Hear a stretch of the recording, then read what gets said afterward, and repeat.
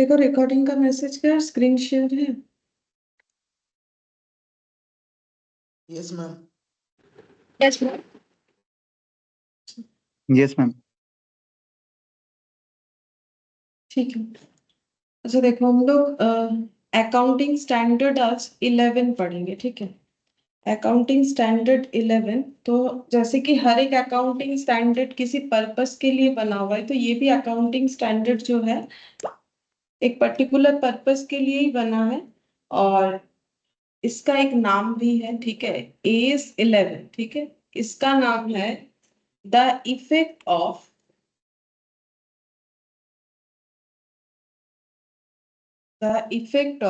changes in foreign currency।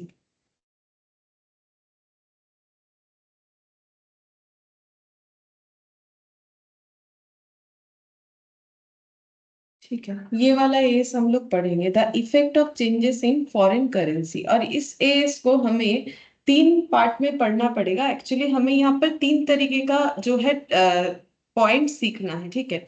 Basically ये accounting standard जो है ये किस बात पे काम करता है, जैसे हम लोग कोई भी फॉरेन ट्रांजैक्शंस करते हैं, ठीक है। जैसे हम लोगों ने फॉरेन से कुछ खरीदा या फॉरेन में कुछ बेचा, तो वहां पर फॉरेन करेंसी इन्वॉल्व हो जाएगा, ठीक है। जिस भी देश के साथ ट्रांजैक्शंस करेंगे, ठीक है, तो जिस भी फॉरेन कंट्री के साथ ट्रांजैक्शन करेंगे उनका फॉरेन करेंसी जो है इस ट्रांजैक्शन में इन्वॉल्व हो जाएगा। तो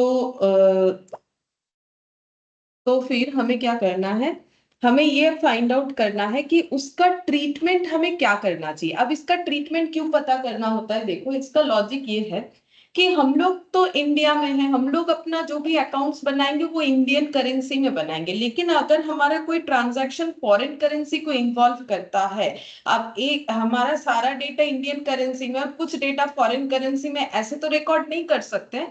तो हमें क्या करना पड़ेगा, उस फॉरेन करेंसी में जो ट्रांजैक्शंस हुए हैं, चाहे वो देने वाले हो चाहे वो लेने वाले हो, उसको हमें जो है अपने अकाउंट्स में दिखाने के लिए उसको कैसे हम लोग इंडियन करेंसी में ट्रांसफर कर सकते हैं, ये सारी चीजों को हमें यहाँ पर देखना पड़ेगा, ठीक है।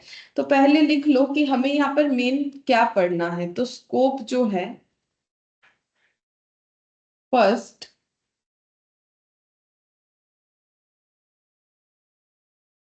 लिखो accounting for transaction in foreign currency, ये पहले पढ़ना है। Accounting treatment for transactions in foreign currency.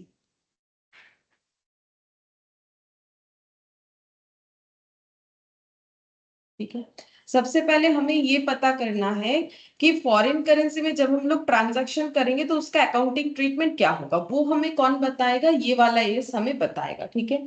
Second second हमें पढ़ना है translating the financial statement, translating the financial statement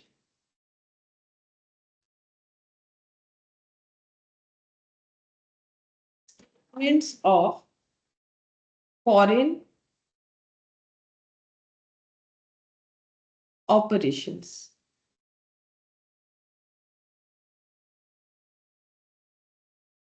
C हो जाएगा accounting for foreign currency transactions in the nature of forward exchange contracts। ठीक है, ये पॉइंट्स तुम लोग लिखो, हम 1 सेकेंड आ रहे हैं, 1 सेकेंड।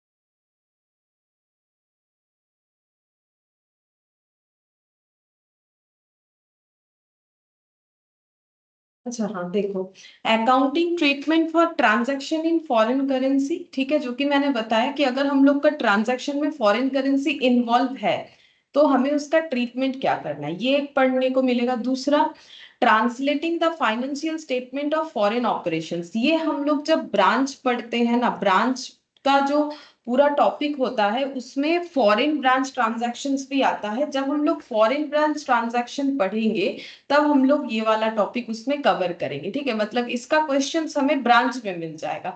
तो ये होता क्या है, translating the financial statement of foreign operations का मतलब है कि हम लोग का कोई ब्रांच जो है वो फॉरेन में है, ठीक है, मेन बिजनेस मतलब हेड ऑफिस जो है वो इंडिया में है, ठीक है, तभी वो फॉरेन ब्रांच मतलब होता है, ठीक है। तो ये देखो इंडिया में है और ब्रांच जो है मान लो फॉरेन में है, कोई भी कंट्री में, बेसिकली आउट ऑफ इंडिया, ठीक है।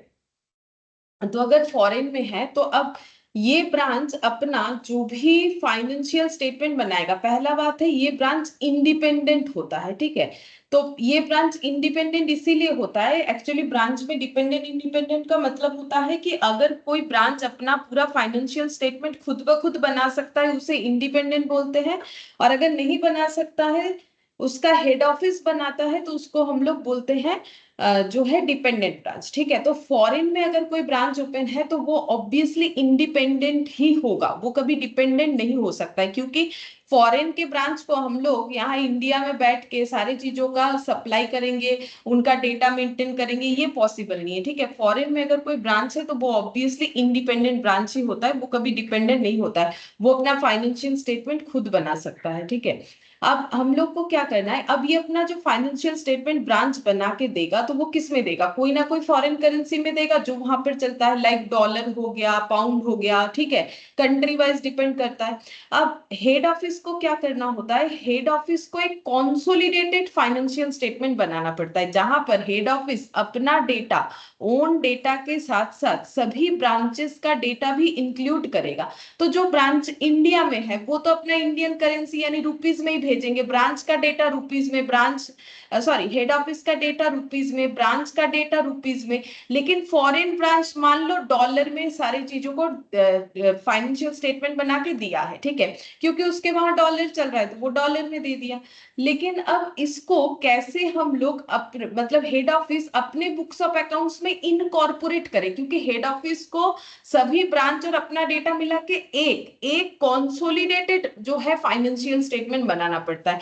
तो कुछ चीज रुपीज में कुछ डॉलर में ऐसा तो नहीं होगा, तो डॉलर को मुझे ट्रांसफर करना पड़ेगा रुपीज में, मतलब जो फाइनेंशियल स्टेटमेंट उन्होंने हमें भेजा है, फॉरेन ब्रांच ने जो भेजा है वो हेड ऑफिस को ट्रांसलेट करना पड़ेगा, ठीक है, ट्रांसलेट करना पड़ेगा इंडियन करेंसी में। इसीलिए इस पॉइंट का नाम है translating the financial statements of foreign operations. Foreign operations मतलब जो काम इंडिया के बाहर होगा वो सभी फॉरेन ऑपरेशंस हो जाएगा। और सी पॉइंट में हमें क्या मिलेगा, accounting for foreign currency transaction in the nature of forward exchange contract, ठीक है, फ्यूचर में होने वाले कॉन्ट्रैक्ट पे फॉरेन करेंसी का क्या इंपैक्ट आता है वो हो गया थर्ड नंबर पॉइंट, ठीक है। ये हम लोग सबसे लास्ट में पढ़ेंगे। देखो ये वाला हम लोग ब्रांच अकाउंटिंग में पढ़ लेंगे, ठीक है, ये हम लोग लास्ट में पढ़ेंगे, ऐसे कि लास्ट लिखवा है, आज हम लोग सिर्फ यही वाला पढ़ेंगे, ठीक है, accounting treatment for transactions in foreign currency, ये वाला हम लोग पढ़ेंगे। अच्छा अब नेक्स्ट देखो यहाँ पर, अच्छा मैंने यहाँ पेज में जगह छोड़ दिया गलती से, अच्छा ठीक है छोड़। अच्छा फिर यहाँ पर लिखो, हेडिंग करो ये पहला वाला point, accounting treatment for transaction in foreign currency, accounting treatment for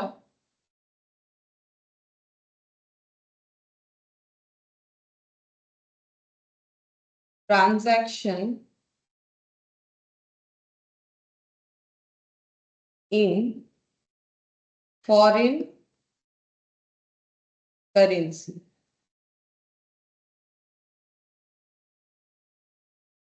सबसे पहले लिखेंगे meaning, it is a transaction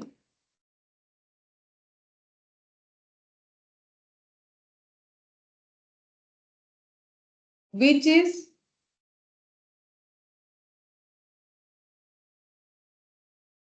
denominated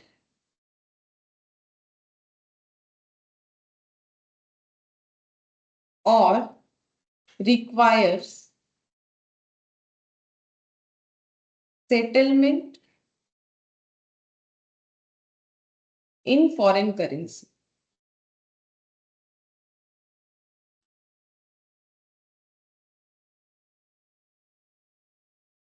ठीक है, तो accounting treatment for transaction in foreign currency, जो पॉइंट हम लोग पढ़ रहे हैं उसका मतलब क्या है? इसका मतलब है कि it is a transaction which is denominated और required settle in foreign currency. मतलब फॉरेन करेंसी में कोई ट्रांजैक्शन को अगर हमें सेटल डाउन करना है तो उसका अकाउंटिंग ट्रीटमेंट क्या करना है, वही हम लोग को पढ़ना पड़े। फिर एग्जाम्पल लिखते हैं कि क्या क्या ट्रांजैक्शन हो सकता है, किस तरीके का ट्रांजैक्शन हो सकता है। जैसे कि buying and selling of goods or services in foreign currency।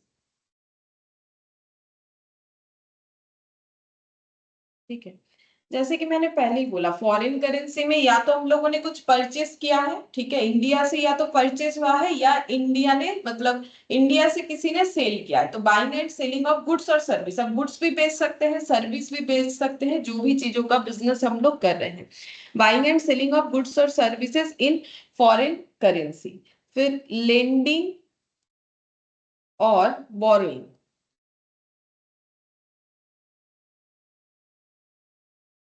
In foreign currency. ठीक है, हम लोग फॉरेन करेंसी में किसी को लोन दिए हैं या फिर किसी से लोन लिए हैं। ठीक है, मतलब इंडिया के बाहर या तो हम लोगों ने किसी से लोन लिया है या तो लोन दिया है, तो भी हम लोग का फॉरेन करेंसी इन्वॉल्वमेंट होगा। और acquisition and disposition of asset denominated in foreign currency.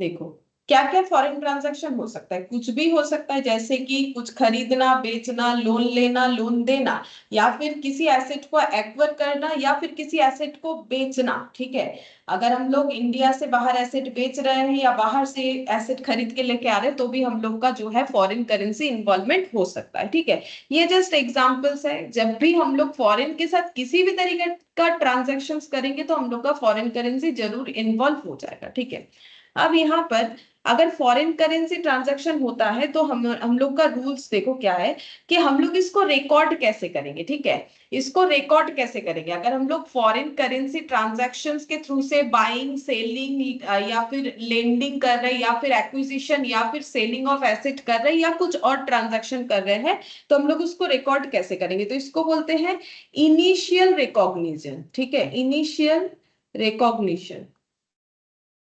अब इनिशियल का मतलब होता है पहला बार। ठीक है, फर्स्ट टाइम हम लोग इसको कैसे रिकॉर्ड करेंगे? अब ऐसे क्यों लिखा हुआ है इसमें? क्योंकि सब्सिक्वेंटली जब रिकॉर्ड करते हैं तो उसका कुछ अलग रूल्स हो जाता है, इसी वजह से यहाँ पर लिखा गया है कि इनिशियल रिकॉग्निशन। फर्स्ट टाइम जब ये ट्रांजैक्शन हम लोग परफॉर्म करेंगे तो उसको रिकॉर्ड करने का रूल्स क्या है वो बताया गया है। ठीक है, तो लिखो all transactions should be recorded at spot rate. बताएंगे क्या होता है, अभी लिख लो spot rate, that is rate of foreign exchange, rate of foreign exchange at the date of at the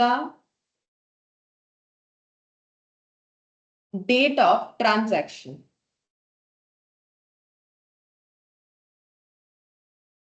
if spot rate is if spot rate is not given, अगर हमें spot rate नहीं दिया हुआ है, then average rate of week और month can be use. Month used, ठीक है। यहाँ पर बोला है फर्स्ट टाइम जब हम लोग रिकॉर्ड करेंगे फॉरेन ट्रांजैक्शन को तो कैसे करेंगे, बोल रहा है ऑल ट्रांजैक्शंस को रिकॉर्ड करना है हमें स्पॉट रेट पे। अब ये स्पॉट रेट तो तुम लोग को नहीं पता, अभी हम लोग सीख लेंगे स्पॉट रेट क्या होता है, लेकिन यहाँ लिखा हुआ है देखो, स्पॉट रेट का मतलब होता है वो रेट जो rate of foreign exchange at the date of transaction, मतलब जिस दिन हम लोगों ने सेल परचेज जो भी किया है, बाइंग एक्विजिशन लोन देना लोन लेना जो भी किया है, जिस दिन हम लोग का डेट ऑफ ट्रांजैक्शन है उस दिन फॉरेन एक्सचेंज रेट जो चल रहा था उस रेट पे हमें रिकॉर्ड करना है। एकदम सिंपल चीज बता दिया है, बस तुम लोग को इतना याद रखना है क्वेश्चंस करने के लिए। स्पॉट रेट जो है, स्पॉट रेट का मतलब जिस दिन मेरा ट्रांजैक्शन हो रहा है, जैसे आज कितना तारीख है, आज है 6 जुलाई, तो आज के दिन में अगर हम लोग फॉरेन से कोई भी ट्रांजैक्शन कर रहे हैं, ठीक है, कोई फॉरेन ट्रांजैक्शन हम लोगों ने किया, तो फॉरेन ट्रांजैक्शंस अगर हम लोगों ने किया तो आज के डेट में जो मेरा एक्सचेंज रेट चल रहा है उस रेट पे मुझे मेरे ट्रांजैक्शंस को रिकॉर्ड करना चाहिए, ठीक है। If spot rate is not given, अगर क्वेश्चन में स्पॉट रेट नहीं होता है, then average rate of week, मतलब पूरे एक वीक का एक्सचेंज रेट जो है जितना दिया हुआ रहेगा, वीक मतलब 7 डेज, 7 डेज का जो हमें एक्सचेंज रेट गिवन रहेगा उसका हम लोग एवरेज करेंगे। अब एवरेज कैसे करोगे, 7 दिन का रेट, 1 2 3 4 5, ठीक है, 6 और 7 डिवाइडेड बाई 7 करने से पता चल जाएगा, या फिर मंथ का एवरेज रेट लेना पड़ेगा। लेकिन ये चीज तुम लोग को कभी नहीं करना पड़ेगा, ये मैंने लिखवाया इसीलिए बिकॉज एस हमें बताता है। तो देखो तुम लोग का एस तो सिर्फ ऐसा नहीं है कि उसमें से सिर्फ कैलकुलेटिव चीज आता है, वो लॉ की तरह भी है, टैक्स में प्रोविजंस की तरह भी है, ठीक है, तो फिर तुम लोग को प्रोविजंस भी सारा पता होना चाहिए, इसीलिए मैंने लिखवा दिया, ठीक है। लेकिन ये चीज हम लोग का कभी भी क्वेश्चन में नहीं आता है कि स्पॉट रेट नहीं है, हमें कोई 7 रेट दे दिया वीक का और हमें वो एवरेज करना है, या मंथ का रेट दे दिया एवरेज करना है, ऐसा हमारे लिए प्रैक्टिकली कभी नहीं आएगा क्वेश्चन में। ऑलवेज क्वेश्चन में स्पॉट रेट हमें क्वेश्चन हमेशा प्रोवाइड करेगा, हमेशा, ठीक है, हमेशा प्रोवाइड करेगा। इसका कोई भी मतलब चिंता मत करो कि मुझे ऐसा एवरेज वगैरह करना पड़ेगा, नहीं करना पड़ता है क्योंकि देता नहीं है। लेकिन एक्चुअली ये जो एस है वो कैसे काम करता है तो हमें पता होना चाहिए। बाई चांस अगर स्पॉट रेट मिसिंग हो तो उसका ऑल्टरनेट क्या है, हम लोगों को एवरेज रेट लेना है, आइदर वीकली या फिर मंथली, ठीक है। ये हो गया इनिशियल रिकॉग्निशन। अच्छा, अब हम लोग थोड़ा सा इस पॉइंट को समझेंगे। अब देखो यहाँ पर जो हम लोग पढ़ रहे हैं ना कि ट्रांजैक्शंस का ट्रीटमेंट क्या होगा, वो हमें यहाँ पर देखना पड़ता है। सबसे पहला बात, एक तो मैंने बोला कि अगर हम लोग का सारा चीज जो है डॉलर में मतलब रुपीस में है, तो हम लोग डॉलर या फिर बाकी किसी अदर जो है कंट्री का जो हम लोग का करेंसी है उसमें कैसे बना सकते हैं, पहला बात ये होता है। दूसरा बात होता है कि एक प्रॉब्लम ये होता है कि जब मान लो हम लोगों ने परचेज किया था तब $1 मान लो कि 60 था, अब उसके बाद जब ईयर एंड होने जा रहा है, ठीक है, तब हो सकता है $1 का वैल्यू बढ़ भी गया है, कम भी हो गया, मान लो $1.65 भी हो सकता है, $1.58 भी हो सकता है, मतलब जिस रेट पे ट्रांजैक्शन हुआ था उस रेट से, क्योंकि एक्सचेंज रेट तो चेंज होते जाता है ना, तो फिर इसका मतलब अगर ये चेंजेस इस तरीके से हो रहा है तो इसमें या तो हमारा प्रॉफिट होगा या तो लॉस होगा, ठीक है। अगर मेरा वैल्यू कम हो गया 60 से 58 तो प्रॉफिट, और अब प्रॉफिट है कि लॉस वो डिपेंड कर रहा है क्या ट्रांजैक्शन है उस पे, ठीक है। तो अभी एक क्वेश्चन करने से समझ में आएगा। तो ये सारे चीजों का ट्रीटमेंट हम लोग ये पॉइंट नंबर 1 में पढ़ने वाले कि अगर हम लोगों ने जब चीजों को परचेज किया या सेल किया, क्योंकि कुछ भी तो हो सकता है, बाइंग सेलिंग, ठीक है, तो जब हम लोगों ने बाइंग या सेलिंग जो भी किया तब एक्सचेंज रेट क्या था, जब ईयर एंड आया या फिर पेमेंट का डेट आया या अमाउंट रिसिप्ट का टाइम आया तब एक्सचेंज रेट क्या बना, ठीक है। उसके बेसिस पे हम लोग का प्रॉफिट या फिर लॉस इस तरीके का सिचुएशन जनरेट हो सकता है, ठीक है। तो उसका भी अकाउंटिंग ट्रीटमेंट क्या होगा वो भी हम लोग यहाँ पर ही सीखेंगे। अच्छा, अब देखो हम लोग एक एग्जाम्पल हम एक लेते हैं, देखो यहाँ पर समझाने के लिए, ठीक है। जैसे कि मान लो हम लोग का कोई एक ईयर चल रहा है इस तरीके से, 1/4/20 से लेके 31 मार्च 21 तक, ठीक है। अब मान लो हम लोगों ने यहाँ पर परचेस्ड, हम लिखते हैं transaction, purchased goods on credit on 10th of September 2020 from USA, $10,000, and for $10,000 and $1 equal 70 on that date, ठीक है। ये मुझे डेटा दिया हुआ है, ठीक है। क्वेश्चन और भी बड़ा होगा, ये जस्ट एक एग्जांपल है। तो मान लो हम लोगों ने गुड्स परचेज किया था क्रेडिट में 10th सितंबर को, ठीक है, 10 सितंबर 2020। तो ये अप्रैल है, मतलब इसी ईयर के अंदर लिया होगा। 10th सितंबर 2020 लिया है मैंने। 2020 में हम लोगों ने जो है $10,000 का परचेज किया है यूएसए से, ठीक है।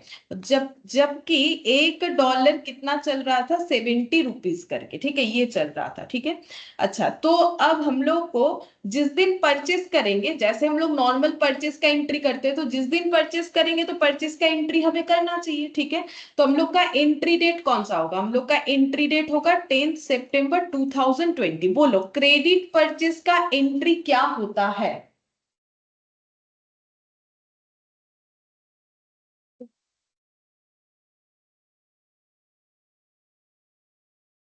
क्रेडिट परचेस का एंट्री क्या हो,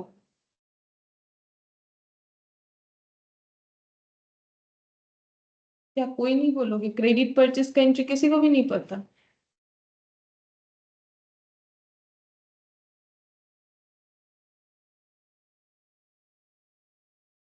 अरे बोलो, क्रेडिट परचेस का एंट्री क्या होता है? नॉर्मल एंट्री बोलो, जो 11 में सीखते हो, क्रेडिट परचेस का एंट्री।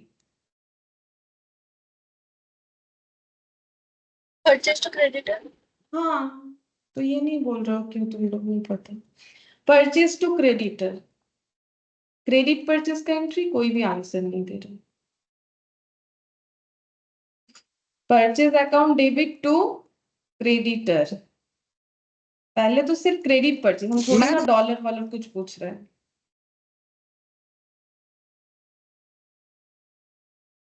हाँ बोलो, क्या बोल रहे हो? मैम हम बताए थे purchase account debit to creditor account. ओ, मेरे पास आवाज तो आया नहीं, मुझे सुनना ही नहीं दिया। हाँ, purchase account debit to creditor ही होगा, यही पूछ रहे थे, ठीक है। लेकिन मेरे पास साउंड नहीं आया तुम्हारा, शायद कोई नेटवर्क इश्यूज की वजह से। अच्छा देखो, तो अब बोलो यहाँ पर, अगर मुझे इसको इंडियन करेंसी में रिकॉर्ड करना है, मुझे तो इंडिया में रिकॉर्ड करना है, बोलो कितने से रिकॉर्ड करेंगे? अब इसमें तुम लोग को सोचना पड़ सकता है, ये मानते हैं, तो सोच के बताओ कि कितना वैल्यू से रिकॉर्ड करोगे, मतलब इसका तो एक अमाउंट होना चाहिए, बोलो कितना लिखोगे। इंडियन करेंसी में रिकॉर्ड करना है, वैसे तो $10,000 का है, लेकिन हम बोल रहे इंडियन करेंसी में रिकॉर्ड करना है। तो कैसे रिकॉर्ड करोगे, इसके साथ सोच के बोलो। इनिशियल रिकॉग्निशन कर रहा है, फर्स्ट टाइम फॉरेन ट्रांजैक्शन को रिकॉर्ड कर रहा है, रूल्स क्या बोल रहा है, स्पॉट रेट पे रिकॉर्ड करो। स्पॉट रेट का मतलब क्या होता है, जिस दिन ट्रांजैक्शन हुआ है उस दिन का जो रेट है उस पे रिकॉर्ड करना है। बोलो फिर कितना होगा, मैंने बताया तुम लोग। हाँ बोलो, हाँ बोलो, सही बोल रहे थे। 7 लाख।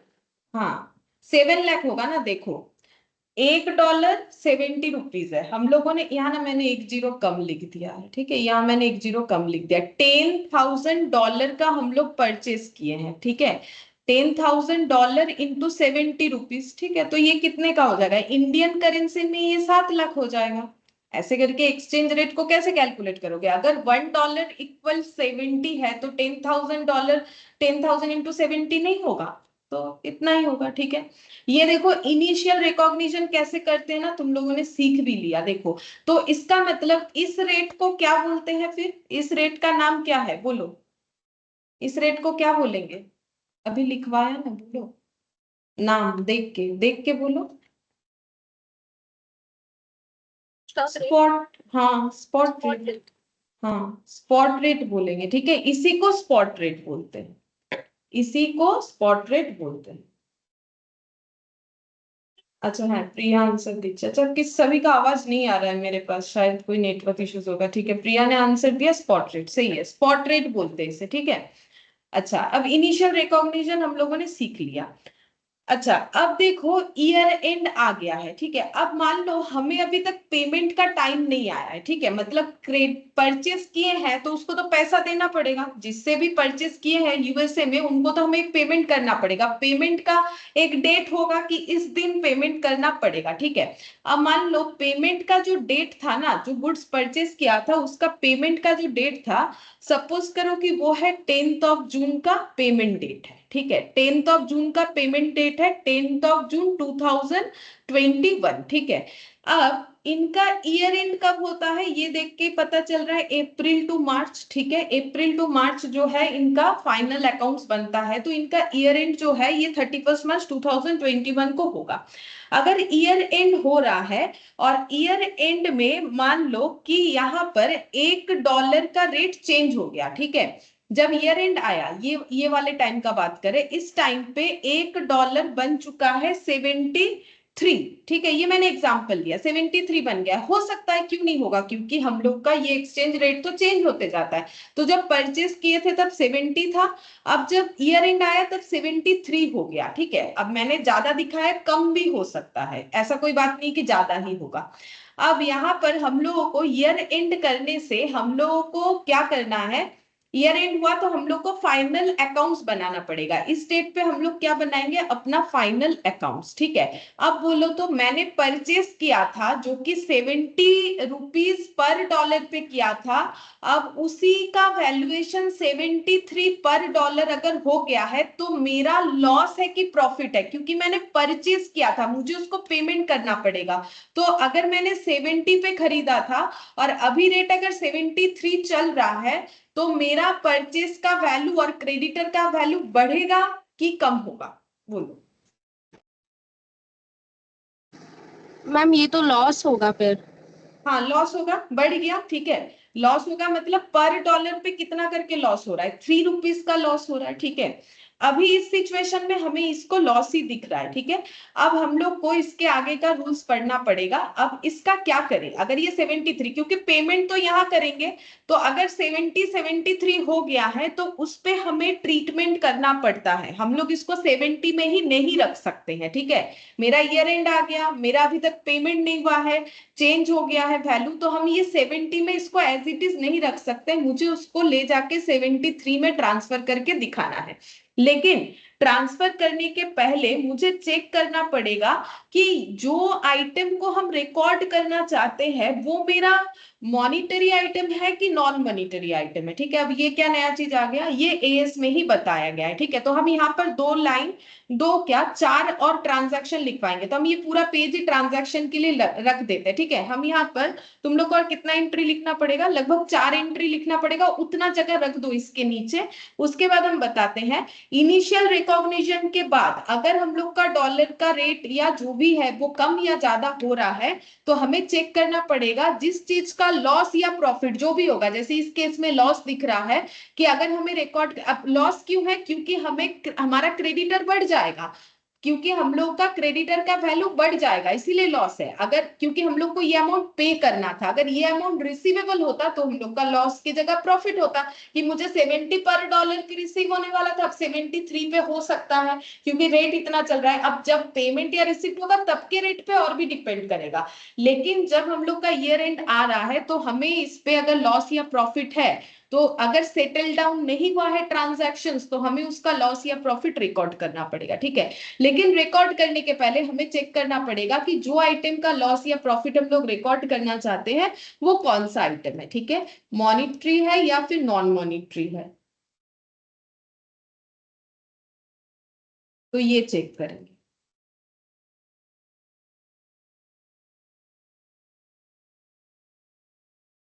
ठीक है, अब इसको कैसे चेक करते हैं, सारा रूल्स हमें एएस में बताया गया है, ठीक है। रूल्स बेस्ड ही तो है ये वाला, देखो। Asset and liabilities and fixed determinable amount,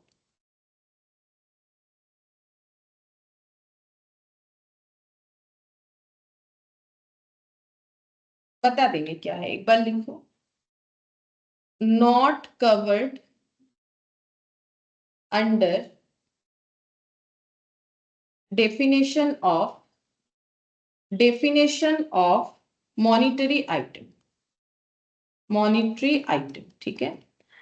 तो देखो मॉनिटरी आइटम कौन सा है, बोल रहा है ऐसा एसेट या लाइबिलिटी जिसका अमाउंट फिक्स्ड है, फिक्स तरीके से डिटरमाइन है। जैसे कि देखो एग्जांपल के तौर पे लिख सकते हो, एग्जांपल भी चाहो तो अपने याद रखने के लिए लिख सकते हो, डेटर, क्रेडिटर, ठीक है, debtor, creditor, bills receivable, bills payable, इस तरीके के चीजों का वैल्यू में कोई चेंजेस नहीं होता है। वैल्यू में मतलब एक्सचेंज रेट के हिसाब से मत सोचो, हम ये बोल रहे हैं कि जैसे मेरे बैलेंस शीट में डेटर इतना दिख रहा है तो मुझे उसमें कोई चेंजेस नहीं दिखेगा, मुझे वही अमाउंट रिसीवेबल होगा। हाँ अगर बैड डेट हुआ तो बात अलग है। क्रेडिटर मुझे इतना दिख रहा है तो मुझे उतना ही पे करना पड़ेगा, बिल्स रिसीवेबल मुझे इतना दिख रहा है तो इतना ही मिलेगा, बीपी मुझे जितना दिख रहा है उतना ही पे करना पड़ेगा। लेकिन सोचो जैसे कि फिक्स्ड एसेट हुआ, फिक्स्ड एसेट मुझे जितने में दिख रहा है वही वैल्यू हम मार्केट में बेचने से मुझे मिल जाएगा, ऐसा जरूरी तो थोड़ी ना है, मेरे मुझे कम या ज्यादा भी मिल सकता है। लेकिन डेटर में ऐसा नहीं होता है, एक्सेप्ट बैड डेट वगैरह, ठीक है, वो तो क्रेडिटर में भी हमें डिस्काउंट मिलेगा तो कम दिख सकता है, वो बात अलग है। लेकिन बैलेंस शीट में जो अमाउंट हमारा दिख रहा है वही अमाउंट पे अगर हमारा रिकवर हो रहा है या फिर पेबल हो रहा है, इस तरीके के चीजों को बोला जाता है मॉनिटरी आइटम। और नॉन मॉनिटरी मतलब वो सारे आइटम जो मॉनिटरी वाली डेफिनेशन में कवर नहीं होते हैं, उसको हम लोग बोलते हैं नॉन मॉनिटरी आइटम, ठीक है, यहां पर लिख देते हैं,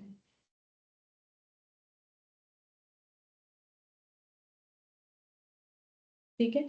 तो डिफरेंस क्या हो गया देखो मॉनिटरी आइटम और नॉन मॉनिटरी आइटम में, यहाँ पर कि मॉनिटरी आइटम का मतलब सीधा बात है कि जो हमें दिख रहा है उतना ही हमें मिलने वाला है, उसमें कम ज्यादा नहीं हो सकता है, ठीक है। जैसे लोन, लोन का भी, लोन जितना हमारा दिख रहा है कि 2 लाख का लोन है तो हमें 2 लाख ही पे करना पड़ेगा। अब हम लोग ऐसे सोचेंगे कि हम लोग पे नहीं कर पाए, अगर हमारा जो है हम लोगों का डेफिसिट हो गया, हम लोग 2 लाख में 1.5 लाख ही पे कर पाएंगे, इंसॉल्वेंट हो गए, वो सब अलग केस है, वो तो अलग अलग ही चीज हो गया कि हम लोग नहीं दे पा रहे फॉर सम सिचुएशंस, ठीक है, वो अलग सर्कमस्टेंसेस है।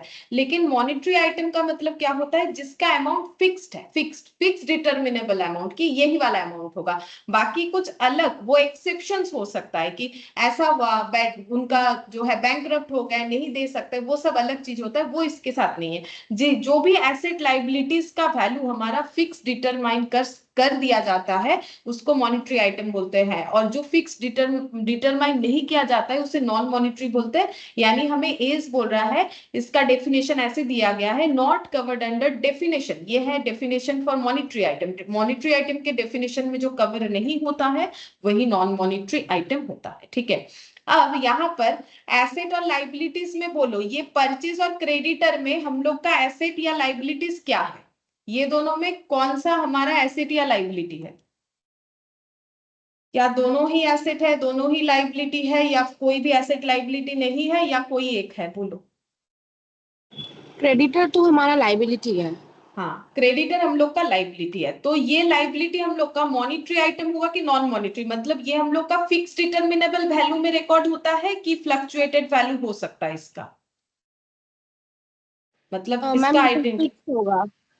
हाँ मतलब ये मॉनिटरी आइटम हो गया, ठीक है। अगर मॉनिटरी आइटम हो गया, अब हम लोग ये 73 जो ₹3 पर डॉलर का चेंजेस है उसका रिकॉर्डिंग कैसे होगा वो देखते हैं, ठीक है। अच्छा अब हम लोग 31 मार्च का रिकॉर्डिंग सीखेंगे, 31 मार्च 2021, इस दिन रिकॉर्डिंग कैसे होगा। तो हम लोग का तो लॉस हो गया, क्यों, क्योंकि हम लोगों ने किया था परचेज, अब हमें ज्यादा पे करना पड़ेगा, 70 पर डॉलर पे लिया था, 73 हो गया, मतलब मेरे क्रेडिटर का वैल्यू 3 पर डॉलर से बढ़ जाएगा। तो क्रेडिटर बढ़ेगा तो क्रेडिटर को क्रेडिट करेंगे, सोचो ना, क्रेडिटर बढ़ेगा तो क्रेडिटर को तो क्रेडिट ही करोगे, ठीक है। और एक्सचेंज डिफरेंस में लॉस हुआ, एक्सचेंज डिफरेंस के वजह से लॉस हुआ 3 पर डॉलर का, तो ऑल लॉसेस आर डेबिटेड, तो यहां पर लिखेंगे एक्सचेंज डिफरेंस डेबिट।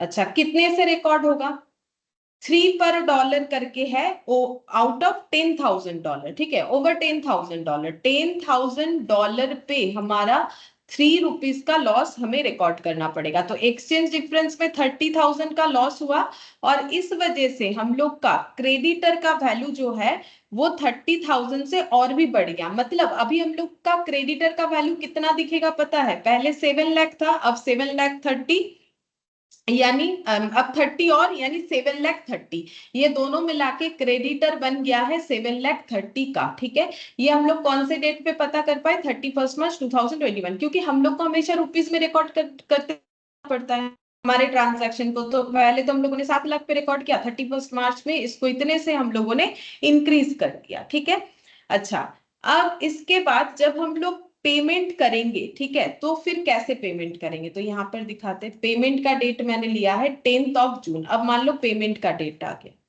10 जून 2021, ठीक है। तो पेमेंट करेंगे तो पेमेंट करने से नॉर्मली एंट्री क्या होता है? देखो, क्रेडिटर टू बैंक, यही वाला एंट्री करते हो तुम लोग जब क्रेडिटर को पेमेंट करते हो, तो यहाँ भी वही करेंगे। ठीक है, लेकिन यहाँ पर हम और एक पॉइंट ऐड करते हैं। जिस दिन हम लोग पेमेंट करने गए उस दिन मान लो $1 हो चुका है 71 रुपीज। ठीक है, अब $1 हो चुका है 71 रुपीज। ठीक है, अब बोलो जब हम लोग पेमेंट करेंगे तो हम लोग का बुक्स ऑफ अकाउंट्स में क्रेडिटर कितने का दिख रहा है? तुम लोग 7 लाख भी नहीं बोलोगे, 30 भी नहीं बोलोगे, मिला के बोलोगे 7,30,000। ठीक है, 7,30,000 का क्रेडिट। हाँ, तो इतना क्रेडिटर को मुझे रिवर्स करना पड़ेगा। जितना क्रेडिटर है, पेमेंट करने का मतलब पूरा का पूरा क्रेडिटर को रिवर्स करना। तो हम लोग ऐसे लिखेंगे, क्रेडिटर अकाउंट डेबिट कितना? 7,30,000। ठीक है, दोनों क्रेडिटर का जो अकाउंट है दोनों को टोटल करने से पता चल जाएगा। ठीक है, अब पेमेंट करेंगे, हम थोड़ा सा जगह रख के लिखते हैं टू बैंक। ठीक है, कितना पेमेंट करना पड़ेगा? अब जब पेमेंट करेंगे ना, फिर से एक्सचेंज रेट, हमेशा एक्सचेंज रेट के बेसिस पे हम लोग को सारे टाइम पे रिकॉर्डिंग करना है। जब जब रिकॉर्ड करने जाओगे तब तब एक्सचेंज रेट जो होगा उसी के बेसिस पे हमें हमेशा चलना पड़ता है। ठीक है, अच्छा अब देखो यहाँ पर 71 हो गया। ठीक है, तो अब 73 से 71 हुआ। अब 70 के साथ मत कंपेयर करो, 70 से 73 हुआ था तो करंट ये था। अब 73 से 71 हुआ, तो बोलो अब हम लोग को थोड़ा कम पेमेंट करना पड़ेगा। ठीक है, तो कितने का बेनिफिट हुआ पर डॉलर? कितने का बेनिफिट हुआ? 73 से 71 होने पे पर डॉलर कितने का बेनिफिट हो रहा है? 2। ठीक है, 2 का हो रहा है। ठीक है, तो यहां पर देखो हम लोग एक्सचेंज डिफरेंस जैसे हम लोगों ने डेबिट किया था, जब पे करने गए तो हम लोग का एक्सचेंज डिफरेंस क्रेडिट हुआ।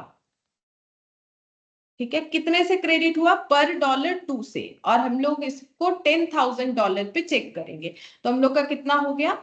20,000। ठीक है, अब पेमेंट कितना करना पड़ेगा? हम लोगों ने तो $10,000 का परचेस किया था, ये मुझे पेमेंट करना है, लेकिन मुझे रिकॉर्डिंग मेरे इंडियन रुपीज में दिखाना है, जो कि अभी पेमेंट के वक्त कितने पे चल रहा है? 71 पे। तो इसको 71 पे रिकॉर्ड करो, देखो आ जाएगा 7,10,000।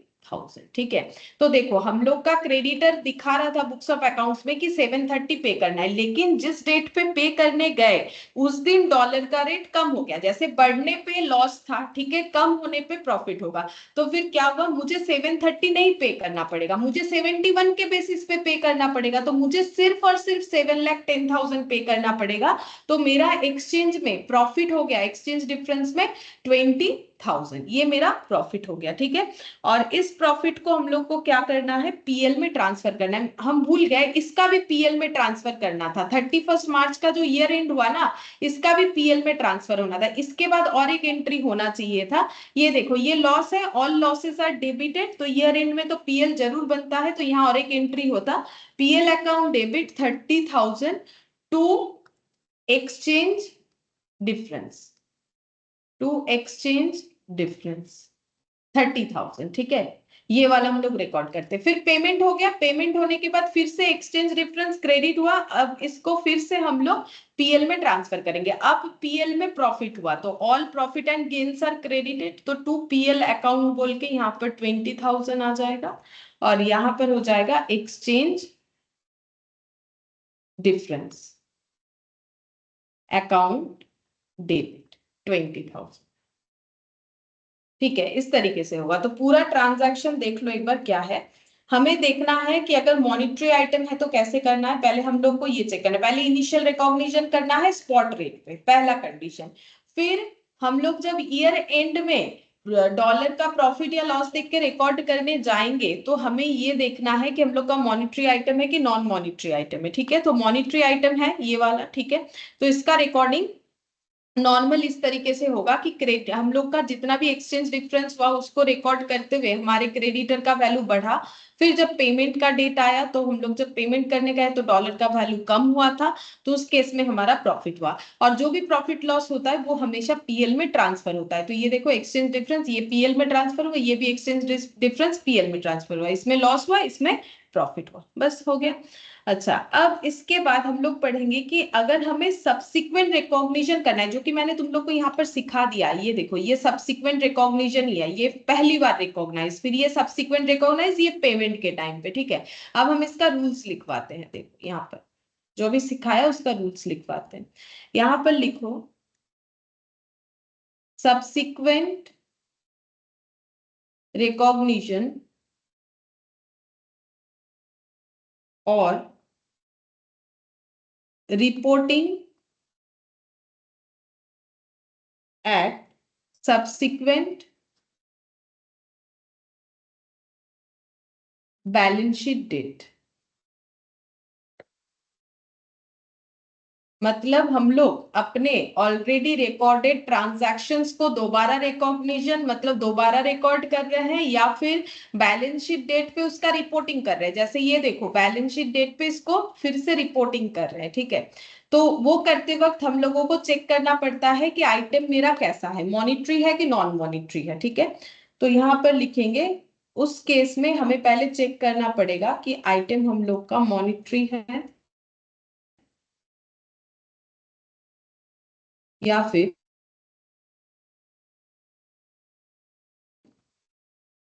मॉनिटरी है। ठीक है, अच्छा, अगर मॉनिटरी हुआ तो क्या करना पड़ेगा। पहले मॉनिटरी आइटम लिख देते हैं, फिर हम बताते हैं। लिख लो, वो मैंने तो सिर्फ ऐसे ही बोला था। दीज आर द, मतलब मैंने डेफिनेशन नहीं लिखवाया था, तो डेफिनेशन लिख लेते। These are the item which are receivable और पेबल इन फिक्स्ड और determinable amount of money, amount of money. ठीक है, तो ये ऐसे आइटम है जो कि मैंने तुम लोग को ऐसे बोल भी दिया। देखो यहाँ पर मैंने छोटा सा लिखवा दिया है, लेकिन डेफिनेशन ऐसा है। These are the items which are receivable और पेबल इन फिक्स्ड और determinable amount of money. Examples मैंने वहां लिखवाया है, और भी लिख लो। ठीक है, यहाँ पर लिखो जैसे कि बैलेंस शीट में अपीयर्ड होने वाला कैश। ठीक है, बैलेंस शीट में दिखने वाला डेटर या फिर क्रेडिटर, लाइबिलिटी में देखो तो creditor, bills receivable, bills payable, loan taken, loan given, ये तरीके के चीजों में कभी भी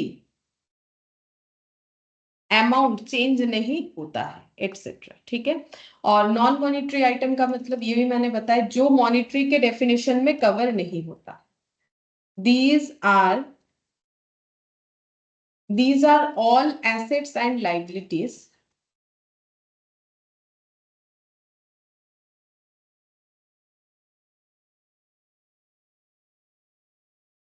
other than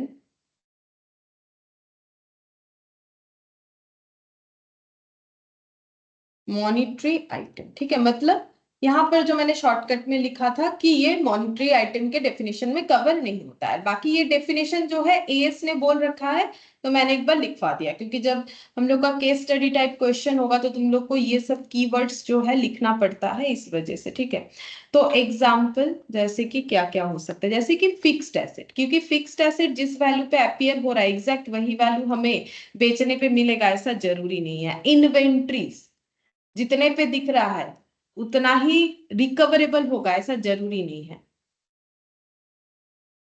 investment in equity share, investment in equity share, ठीक है। तो शेयर का वैल्यू क्योंकि अप एंड डाउन होता है, तो अभी मेरा इन्वेस्टमेंट दिख रहा है मान लो 1 लाख का, और जब भी वैल्यू शेयर का कम या ज्यादा हो गया, वो 1.5 लाख भी जा सकता है, वो 80,000 भी जा सकता है, तो चेंज हो सकता है। अगर चेंज हो गया तो फिर मॉनिटरी आइटम नहीं होगा। तो इन्वेस्टमेंट इन इक्विटी शेयर्स, ठीक है। तो जब भी हम लोग सब्सिक्वेंटली कोई भी फॉरेन ट्रांजैक्शन को रिकॉर्ड करने जाएंगे, तो हमें उसका नेचर चेक करना है कि मॉनिटरी है कि नॉन मॉनिटरी। उसका हम लोगों ने देखा कि क्या होता है, जैसे कि यहाँ पर हम लोगों ने देखा कि हम लोग का मॉनिटरी आइटम है। अच्छा, अब मॉनिटरी होने से क्या करना है और नहीं होने से क्या करना है। तो अब यहाँ पर लिखो कि अगर हम लोग का मॉनिटरी आइटम हुआ, तो यहाँ पर लिखेंगे use exchange rate at the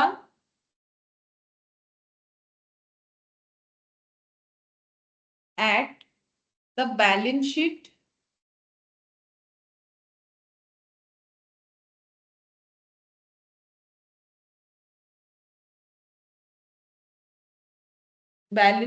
date, ठीक है। तो दोबारा रिकॉर्ड करने के लिए हमें वो एक्सचेंज रेट यूज करना पड़ेगा, ठीक है, जो कि बैलेंस शीट डेट पे अपीयर कर रहा है। जैसे कि मैंने तुम लोग को ट्रांजैक्शन करके दिखाया, देखो यहाँ पर बैलेंस शीट डेट पे क्या अपीयर कर रहा है, 73। तो हमें 73 से ट्रांजैक्शंस पे जो भी इंपैक्ट आने वाला है वो दिखाना है। तो हम लोगों ने देखा क्रेडिटर बढ़ जाएगा, क्रेडिटर बढ़ाया, और क्रेडिटर क्योंकि एक पेबल अमाउंट है, तो हम लोग का एक्सचेंज डिफरेंस लॉस बोल के हम लोगों ने दिखाया, ठीक है। तो अगर हम लोग का मॉनिटरी आइटम है, तो बैलेंस शीट डेट पे जो रेट है उस पे हमें रिकॉर्ड करना पड़ेगा, जो एक्सचेंज रेट है। लेकिन अगर मॉनिटरी आइटम नहीं होता तो हमें क्या करना पड़ता, तो लिखो यूज, ये साइड में लिख दे क्योंकि यहाँ पर थोड़ा ज्यादा लिखना पड़ेगा, जगह नहीं होगा। तुम लोग का जगह है तो लिख सकते हो, हम यहाँ पर ट्रीटमेंट बताते हैं। Use exchange rate, use exchange rate at the date of transaction, at the date of transaction. if item carried at fair value, if item carried at fair value,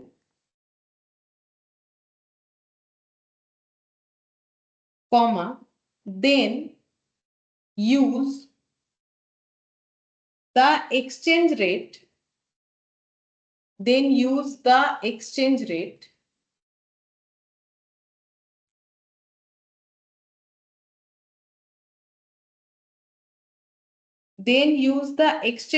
that exists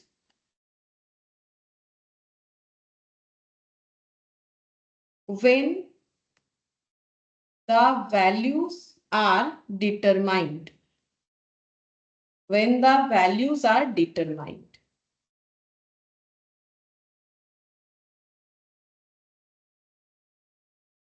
बताते हैं, ये यहाँ पर हम ऐसे arrow देके लिख देते हैं ट्रीटमेंट। ट्रीटमेंट क्या होगा, ये वाला, ठीक है। ट्रीटमेंट क्या होगा,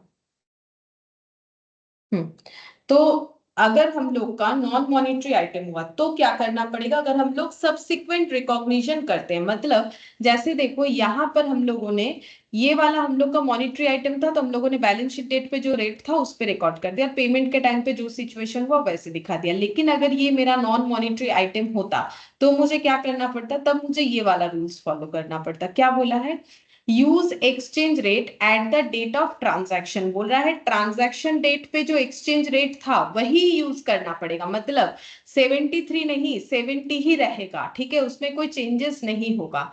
अच्छा, फिर नेक्स्ट क्या बोला है, मतलब सेम डेटा पे रिकॉर्ड होगा।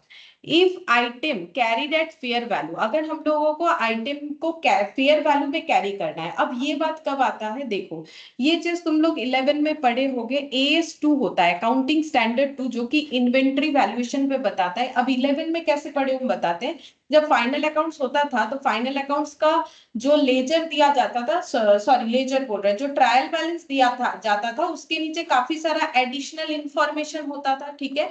उस इंफॉर्मेशन में तुम लोग देखोगे कभी कभी हमें दिया हुआ रहता था closing stock 10,000 and market value मान लो दिया हुआ है 8000, ठीक है।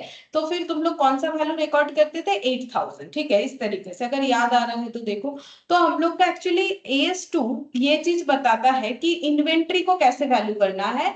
तो कॉस्ट और एनआरवी मतलब net realisable value whichever is lower. तो कॉस्ट कितना है 10,000, एनआरवी नेट रियलाइजेबल वैल्यू इतना है 8000। तो इन दोनों में हमें कितने में रिकॉर्ड करना है 8000। तो ये मार्केट वैल्यू और फेयर वैल्यू एक ही जैसा होता है लगभग, ठीक है। फेयर वैल्यू और मार्केट वैल्यू में फर्क ज्यादा कुछ नहीं होता है। फेयर वैल्यू एक्चुअली एक्सचेंज के केस में ज्यादा होता है। एक्सचेंज मतलब ये एक्सचेंज रेट का बात नहीं कर रहे हैं। फेयर वैल्यू का मतलब होता है जैसे मान लो कि मैंने अपना एक गाड़ी देके किसी से एक मशीन खरीद लिया, ठीक है, तो एक्सचेंज किया। तो अब देखो मैंने तो कुछ पैसा देके खरीदा नहीं, कुछ दे के कुछ लिया। तो मुझे तो अपने बैलेंस शीट में एक वो मशीन जो मैंने लिया उसका वैल्यू रिकॉर्ड करना पड़ेगा। तो उसका वैल्यू कैसे रिकॉर्ड करेंगे, तो बोल रहा है कि जो ज्यादा नॉलेजेबल होगा एक्सचेंज के केस में, जिसका वैल्यू जो वैल्यूएशन अपना अपना बताएगा, हम जैसे अपना गाड़ी का रेट बताएंगे और जो मुझे मशीन दे रहा है वो अपने मशीन का रेट बताएगा, ठीक है। तो इन दोनों में से जो ज्यादा रिलायबल होगा उस पे मुझे रिकॉर्ड करना पड़ता है, ठीक है। जो ज्यादा रिलायबल होगा उस पे मुझे रिकॉर्ड करना पड़ता है। तो वो जो वैल्यू होता है उसी को फेयर वैल्यू मतलब सही। फेयर वैल्यू क्या है, मतलब इसका एक्चुअली सही वैल्यू क्या होना चाहिए, ठीक है। तो 10,000 और 8,000 में 8,000। तो यहाँ पर बोल रहा है इसीलिए if item carried at fair value, by chance अगर आइटम को इस तरीके से हमें फेयर वैल्यू पे रिकॉर्ड करना पड़ा, तब हमें क्या करना पड़ेगा, मतलब 10,000 की जगह 8,000 हुआ क्योंकि ये लोअर पे जा रहा है। Then use the exchange rate that exist when the values are determined.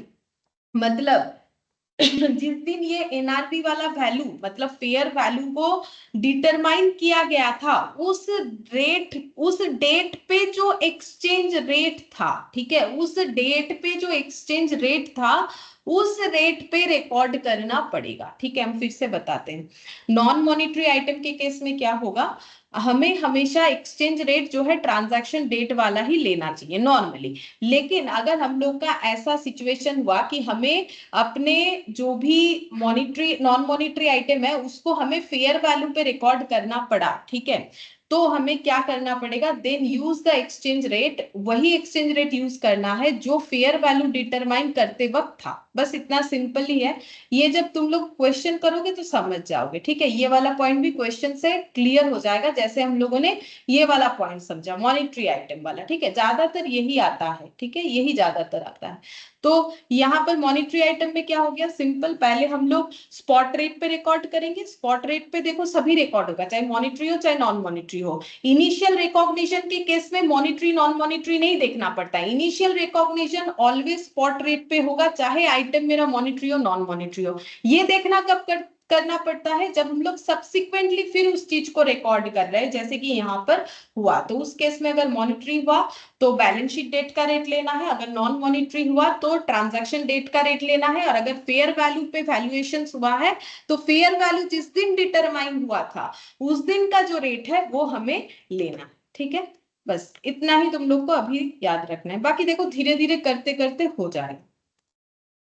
अच्छा, अब नेक्स्ट हम लोग इतना कुछ किए तो चलो एक क्वेश्चन करते हैं, ठीक है।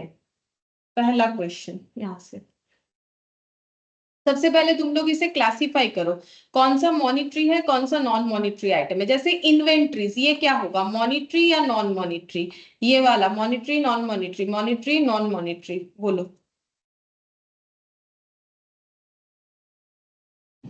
मैम इन्वेंट्री तो inventory is non non monetary monetary होगा। एंड इन्वेंट्री नॉन मॉनिटरी होगा, सही है। ट्रेड रिसीवेबल, रिसीवेबल वो मॉनिटरी होगा। मॉनेटरी, हाँ।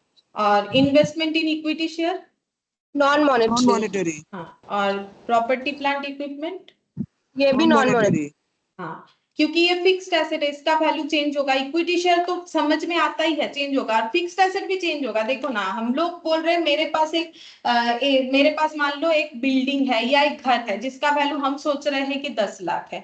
मार्केट में जाएंगे तो 10 लाख से कम ज्यादा हो ही सकता है, चेंज हो सकता है, लेकिन जो डेटर जैसा दिख रहा है बुक्स में वो नॉर्मली मार्केट के हिसाब से कम ज्यादा नहीं होगा। हाँ, अगर कोई डेटर बैड डेप्ट कर दिया वो बात अलग है, लेकिन ये फिक्स डिटरमाइन वाला वैल्यू होता है। सिर्फ एक ही जिसमें मॉनिटरी वाला आइटम था, बाकी जितना है सभी नॉन मॉनिटरी आइटम है। इन्वेंट्रीज के केस में भी ऐसा होता है, क्योंकि उसमें भी हम लोग रूल्स लगाते हैं ना, कॉस्ट और एनआरवी व्हिचएवर इज लोअर। जो इन्वेंट्री मेरे पास था उसका अचानक से मार्केट में वैल्यू बढ़ गया या फिर मार्केट में वैल्यू कम हो गया, तो फिर वो चेंज हो सकता है उसका वैल्यूएशन, ठीक है।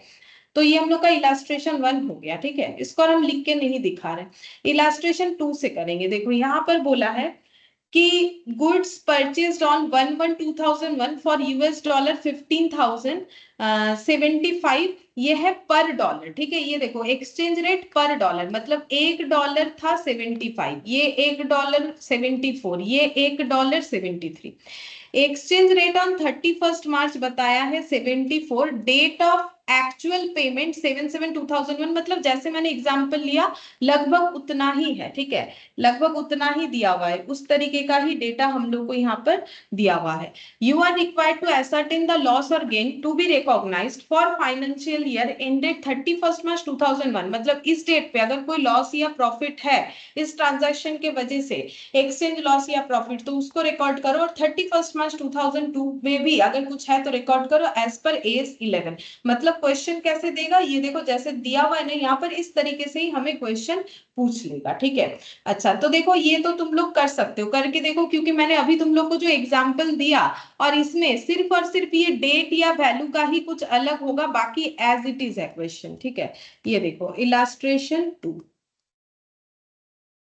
इसमें हमें गुड्स परचेस्ड हुआ है 1/1/2001, ये देखो, ठीक है। इस दिन परचेस हुआ है $15,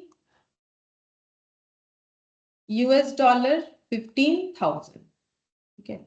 अच्छा, ये तो अमाउंट हो गया जो हम लोगों ने परचेस किया, और रेट चल रहा था $1.75 जिस दिन परचेस किया।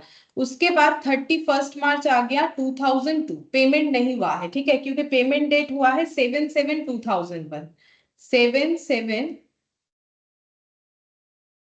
अच्छा, ये 1/1/2001 है। अच्छा, ये 31 मार्च 2001 होगा, ठीक है, तो 2001 लिख देते हैं।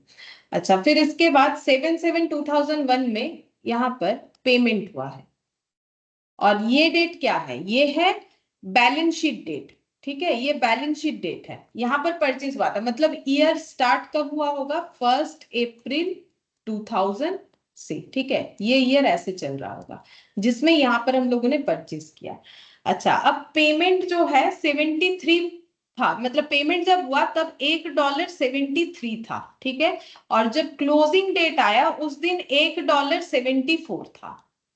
हम लोग को बोला है इस डेट पे बताओ क्या इम्पैक्ट आ रहा है और इस डेट पे बताओ क्या इम्पैक्ट आ रहा है। तो हम लोग कैसे करेंगे, सबसे पहले हमें नहीं चेक करना है कि मॉनिटरी है कि नॉन मॉनिटरी, क्योंकि हम लोग फर्स्ट टाइम रिकॉर्ड करेंगे इनिशियल रिकॉग्निशन। तो इनिशियल रिकॉग्निशन कैसे होगा, 1/1/2001 में होगा, परचेज हुआ है तो सेम वही परचेज टू क्रेडिटर वाला एंट्री होगा। कितना होगा बता सकते हो, कितने से लिखोगे, स्पॉट रेट पे रिकॉर्ड करना है, ये मेरा स्पॉट रेट है। मैम 11,25,000। 11,25,000। हाँ, 11,25,000, सही बात, 11,25,000। अब हम लोग अभी पेमेंट नहीं कर रहे हैं, हम लोग का ईयर एंड होने जा रहा है, तो सब्सिक्वेंट रिकॉग्नाइज करना पड़ेगा क्योंकि एक्सचेंज रेट हो चुका है चेंज, ठीक है। तो अब यहाँ पर 75 से 74 हुआ, बोलो एंट्री क्या करना पड़ेगा।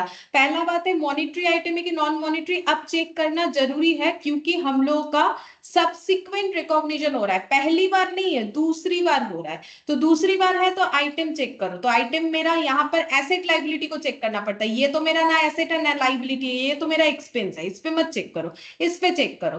क्रेडिटर, क्रेडिटर मेरा लाइबिलिटी है, ठीक है। अब ये कैसा लाइबिलिटी है, ये ऐसा लाइबिलिटी है जिसका अमाउंट मेरा फिक्स्ड डिटरमाइन किया जा सकता है, यानी ये मेरा मॉनिटरी आइटम हो गया। और अगर मॉनिटरी आइटम है तो सब्सिक्वेंट रिकॉग्निशन कितने पे होना चाहिए, बोल रहा है बैलेंस शीट डेट पे, एक्सचेंज रेट जो है उस पे होना चाहिए। तो बोलो अब इसका एंट्री क्या होगे, 75 से 74 हुआ, बोलो एंट्री क्या होगा।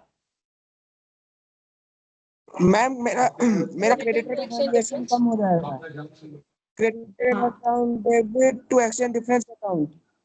हाँ, creditor account debit to exchange difference हो जाएगा। सही है। क्रेडिटर डेबिट एक्सचेंज डिफरेंस हुआ, क्यों हुआ?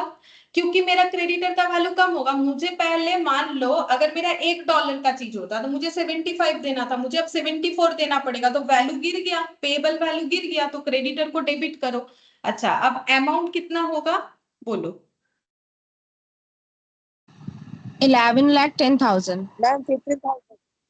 हाँ 15,000 लिखना पड़ेगा। 11 लाख, हाँ क्योंकि हम लोग जितना कम हो रहा है उतने से करेंगे, है ना। 11,10,000 ओवरऑल आएगा, ठीक है। तो यहाँ पर हम लोग मतलब इसके साथ इसको इनटू नहीं कर सकते, हम लोग डिफरेंस को दिखाएंगे, क्योंकि यहाँ लिख रहा है ना एक्सचेंज डिफरेंस, तो डिफरेंस अमाउंट को दिखाना पड़ेगा। तो यहाँ पर हो जाएगा 15,000 का क्रेडिटर कम हो जाएगा, ठीक है। अच्छा, अब ईयर एंड आया तो पीएल बनेगा, पीएल बनेगा तो फिर प्रॉफिट या लॉस जो भी हुआ है उसका मुझे रिकॉर्डिंग करना पड़ेगा, ठीक है। तो मेरा प्रॉफिट हुआ है, प्रॉफिट होने से पीएल क्रेडिट होगा, तो पीएल को क्रेडिट कर दिया, कितने से? 15,000 से। डेबिट क्या होगा? वो आइटम जिसके वजह से हम लोगों ने पीएल को क्रेडिट किया, यानी एक्सचेंज डिफरेंस।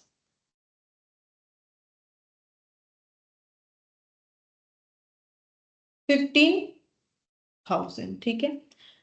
अब पेमेंट का टाइम आ गया 7 जुलाई, ठीक है। तो अब पेमेंट करना पड़ेगा 7 जुलाई 2001, ठीक है। अच्छा, 7 जुलाई 2001 का पेमेंट का टाइम आ गया। अब मुझे बोलो कि कितना क्रेडिटर डेबिट होगा, क्योंकि पेमेंट जब करेंगे तो क्रेडिटर टू बैंक होगा, ये तो मैं पता है। क्रेडिटर कितना हुआ? पहले तो मैम क्रेडिटर 11 रिकॉर्ड किया। लाख 10,000। हाँ, अब 11,10,000 होगा। देखो हम लोग का क्रेडिटर कितना था? 11,25,000। एक्सचेंज रेट के चेंज होने के वजह से 15,000 से कम हो गया, माइनस कर देंगे, ठीक है। तो 11,10,000 का क्रेडिटर बना, ठीक है। ये पेमेंट करना पड़ेगा, और टू बैंक और एक्सचेंज रेट को भी हमें दिखाना पड़ेगा, प्रॉफिट या लॉस जो भी हो रहा है। टू बैंक कितना दिखाएंगे? सिंपल है, $15,000 का हम लोग का परचेज था, और पेमेंट करने वाले हैं हम लोग 73 पर डॉलर के अकॉर्डिंग, तो इंटू 73 कर दो, जितना आएगा उतना। 10,95,000। हाँ, 10,95,000, ठीक है। अब प्रॉफिट बाकी लॉस देखो, ये तो वैसे इधर बैलेंस करने से पता चल रहा है कि मेरा यहाँ पर प्रॉफिट ही हो रहा है, वैसे भी देख सकते हो 74 से 73 हुआ, ठीक है। 75 से 74 हुआ प्रॉफिट, ठीक है। 74 से 73 हुआ अगेन प्रॉफिट, तो कितना हो गया? 1 पर डॉलर का प्रॉफिट, यानी यहाँ पर वैल्यू बैलेंस करने से 15,000 आना चाहिए। तुम लोग चेक करके देखो, ये देखो $15,000 इंटू ₹1। ये 1 कैसे आया? तो यहां पर जब हम लोग निकाल रहे हैं तो कैसे निकाल रहे हैं देखो, हम बता देते। 74 माइनस 73 इस तरीके से निकाल रहे हैं, ठीक है। पेमेंट के टाइम पे जो गैप दिख रहा है, यहाँ पर गैप हम लोगों ने कैसे निकाला? 75 माइनस 74 के बेसिस पे, जिस डेट पे हो रहा है उसके बेसिस पे। तो प्रॉफिट है टू एक्सचेंज, मतलब ये एग्जाम में लिखना जरूरी नहीं है, हम जस्ट समझाने के लिए बोल रहे हैं। टू एक्सचेंज डिफरेंस, ठीक है। अब ईयर एंड आएगा तो हमें इसको पीएल में भी रिकॉर्ड करना पड़ेगा। इसका ईयर एंड कब होगा? डेट बताओ, इसका ईयर एंड कब होगा इस साल का? 31 March 2002। हाँ, 31 मार्च 2002 इस दिन रिकॉर्ड करना पड़ेगा, ठीक है। तो इस दिन रिकॉर्ड करो, मतलब अगर तुम लोग इसका डेट गलत लिख दोगे फिर गलत हो जाएगा। 31 मार्च 2002 जब फाइनल अकाउंट्स बनेगा, पीएल बनेगा, पीएल में ये ट्रांसफर करेंगे एक्सचेंज डिफरेंस के प्रॉफिट को, तो एक्सचेंज डिफरेंस अकाउंट डेबिट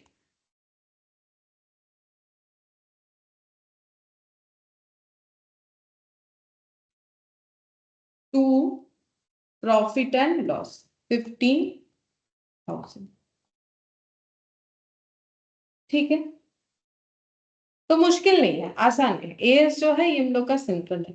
अच्छा चलो, अब दूसरा क्वेश्चन देखते हैं। और ये देखो ऐसे बोला भी था 31 मार्च 2001 और 31 मार्च 2002, तो पीएल हमेशा ईयर एंड में होता है, तो ये डेट बाई चांस अगर यही वाला लिख दोगे 7/7 तो गलत हो जाएगा, ठीक है। तो हमें 31 मार्च 2002 रिकॉर्ड करना है। इलास्ट्रेशन 3 देखो, बोल रहा है कि कालिम लिमिटेड बोरोड $4 4,50,000। तो ये लोन वाला क्वेश्चन, अभी तक परचेज आ रहा था, ठीक है, मैंने भी एग्जांपल परचेज का लिया, अभी तुम लोग को क्वेश्चन भी परचेज का ही मिला। कालिम limited borrowed $4 4,50,000 on 1/1/2001 which will be repaid as on 31st of July 2001। ये इतने तारीख को लोन लिया गया, इतने तारीख को रीपेमेंट होगा। Kalim limited prepares financial statement ending on 31st March 2001। तो बता दिया है इनका ईयर एंड कब होता है, मतलब अप्रैल टू मार्च वाला फॉलो करते हैं। Rate of exchange between reporting currency and जो है फॉरेन करेंसी, मतलब इंडियन करेंसी और फॉरेन करेंसी जो है उसका जो है डिफरेंट डिफरेंट डेट पे हमें वैल्यूज बता दिए गए हैं कि 1/1 को कितना चल रहा था, $1 के साथ रुपीस का रिलेशन 31st मार्च को और 31st ऑफ जुलाई को, ठीक है। अब हम लोग को क्या करना है, वही रिकॉर्डिंग करके दिखाना है कि रिकॉर्डिंग क्या करना पड़ेगा। देखते हैं कुछ बोला है, नहीं भी बोला है तो वही हमें ट्रीटमेंट करके दिखाना है। नहीं कुछ नहीं बोला है, बोलेगा भी नहीं, बस हमें ये दे दिया है, मतलब हमें ट्रीटमेंट बताना है कि इस डेट पे क्या करना है, रिकॉर्डिंग कैसे होगा। तो देखो ये वाले क्वेश्चन में कैसे होगा। इलास्ट्रेशन 3, 1/1/2001 को $4,50,000 पे लोन लिया गया है, ठीक है। उसके बाद 31st ऑफ मार्च 2001 ये है closing date of financial statement या फिर फाइनल अकाउंट्स इस दिन बनेगा। और पेमेंट डेट बोला है 31st ऑफ जुलाई 2001, ये है रीपेमेंट बोल सकते हैं, रीपेमेंट ऑफ लोन। ये 3 डेट का हमें डेटा दिया हुआ है। अब इसका डॉलर भी लिख लेते हैं, डॉलर और देखो 1 तारीख को था $1.48,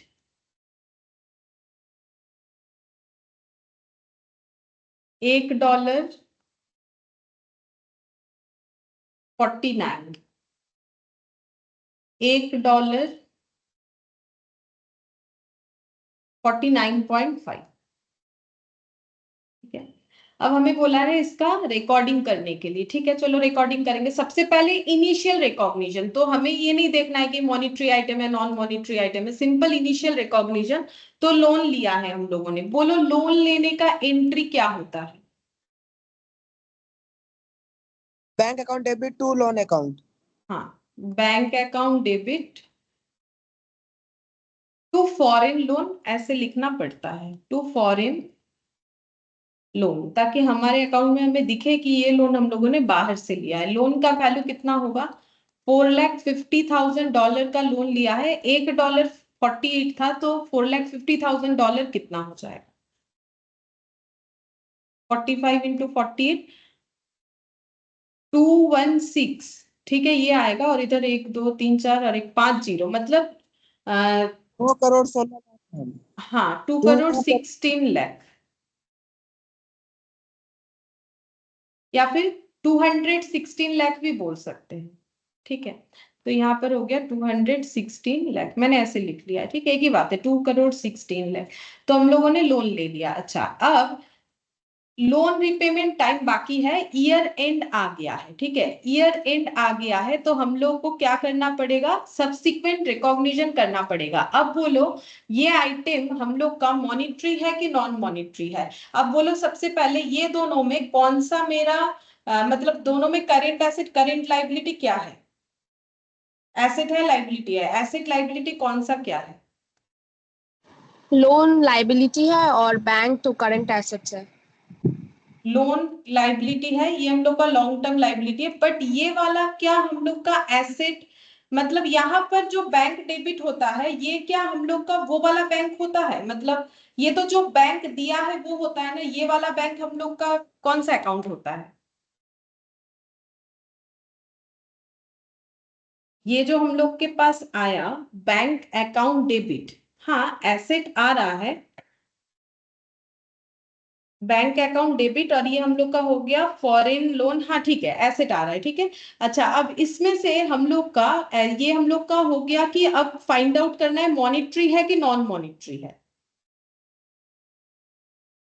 दोनों ही हम लोग का क्या है, लोन का अमाउंट तो फिक्स मैम डिटर्मिनेंट, दोनों ही हाँ दोनों ही नॉन दोनों मॉनिटरी। आइटम। हाँ, अच्छा, तो अब हम लोग को क्या करना है, अगर नॉन मॉनिटरी मॉनिटरी आइटम है तो हम लोग को क्या करना है, क्लोजिंग डेट पे जो एक्सचेंज रेट है उस पे रिकॉर्ड करना पड़ेगा। तो क्लोजिंग डेट पे, बैलेंस शीट डेट पे एक्सचेंज रेट है 49, ठीक है, तो रिकॉर्ड करो 31 मार्च को, ठीक है, रिकॉर्ड करते हैं। तो यहाँ पर लोन का वैल्यू हम लोग का कम होगा कि ज्यादा हो जाएगा, देखो 48 से 49 हो गया, तो लोन का वैल्यू बढ़ जाएगा, तो हम लोग क्या लिखेंगे, टू, लोन और भी बढ़ेगा तो फॉरेन लोन को और भी हम लोग क्या करेंगे, क्रेडिट करेंगे। लोन का अमाउंट बढ़ रहा है ना, कितने से बढ़ रहा है, $450,000 पे और भी $1 करके बढ़ जाएगा। ये देखो 48 से 49 हो गया, ₹1, ठीक है, ₹1 बढ़ाना पड़ेगा, तो 450,000। ये क्यों हुआ, बिकॉज ऑफ एक्सचेंज डिफरेंस। तो यहाँ पर हम लोग को लिखना पड़ेगा एक्सचेंज डिफरेंस अकाउंट डेबिट, ठीक है, 450,000, ठीक है। अब हम लोग इसको पीएल में भी ट्रांसफर करेंगे, ईयर एंड में PL account debit to exchange difference, हो गया 450। अच्छा, अब नेक्स्ट क्या करना है, नेक्स्ट हमें पेमेंट, अब नेक्स्ट ट्रांजैक्शन यहाँ पर आएगा, ठीक है, 31 जुलाई 2001, ठीक है, इस डेट पे हमें अपने लोन का रीपेमेंट करना है, तब वैल्यू हो गया है 49.5, ठीक है। तो यहाँ पर एंट्री कैसे होगा, 31 जुलाई 2001, ठीक है, तो लोन का पेमेंट का एंट्री क्या होगा, लोन टू बैंक, ठीक है, तो हम लोग ऐसे लिखेंगे foreign loan account debit to bank, ठीक है। तो फॉरेन लोन कितना दिखाएंगे, जितने का लोन बना है, पहले लोन कितने का दिख रहा था, पहले लोन दिख रहा था हम लोग का 2 करोड़ 16 लाख, ठीक है, मतलब 2160, 2 करोड़ 16 लाख, ठीक है, प्लस ये और भी 450 से इंक्रीज हुआ बिकॉज ऑफ एक्सचेंज रेट, तो ये बन जाता है हम लोग का 2 करोड़ 20 लाख 50,000, 2 करोड़ 20 लाख 50,000, ठीक है। पेमेंट कितना करना पड़ेगा, कितने डॉलर का लोन लिया था, $450,000 का लोन लिया था, ठीक है। जब रिटर्न कर रहे हैं तो एक्सचेंज रेट कितना है 49.5, तो इतने पे ही रिटर्न करना पड़ेगा, ठीक है। तो लोन अमाउंट है इतना, रिटर्न करना पड़ेगा इतने बेसिस पे, तो 450 इंटू 49.5, ठीक है, तो 2,22,000 तो हम लोग का लॉस हो गया, और लॉस तो होना ही था, देखो कैसे, 40 से 49 हुआ, फिर 49 से 49.5 हुआ। आगे का जितना भी क्वेश्चन हम लोगों ने किया सभी में हम लोग का वैल्यू पेमेंट डेट पे जाके क्लोजिंग डेट से कम ही हुआ था, चेक करके देखो, इसलिए हर बार प्रॉफिट 74 से 73। मैंने भी जो एग्जाम्पल लिया था उसमें मैंने 73 से 71 कर दिया था, तो इसीलिए प्रॉफिट दिख रहा था। लेकिन अभी ये जो एक्सचेंज डिफरेंस है इसमें हमें लॉस दिखेगा, एक्सचेंज डिफरेंस कितना आ जाएगा, ये देखो, $4,50,000 और कितना चेंज हुआ है, ये देखो 49 से 49.5, मतलब 0.550 पैसे का चेंज हुआ है।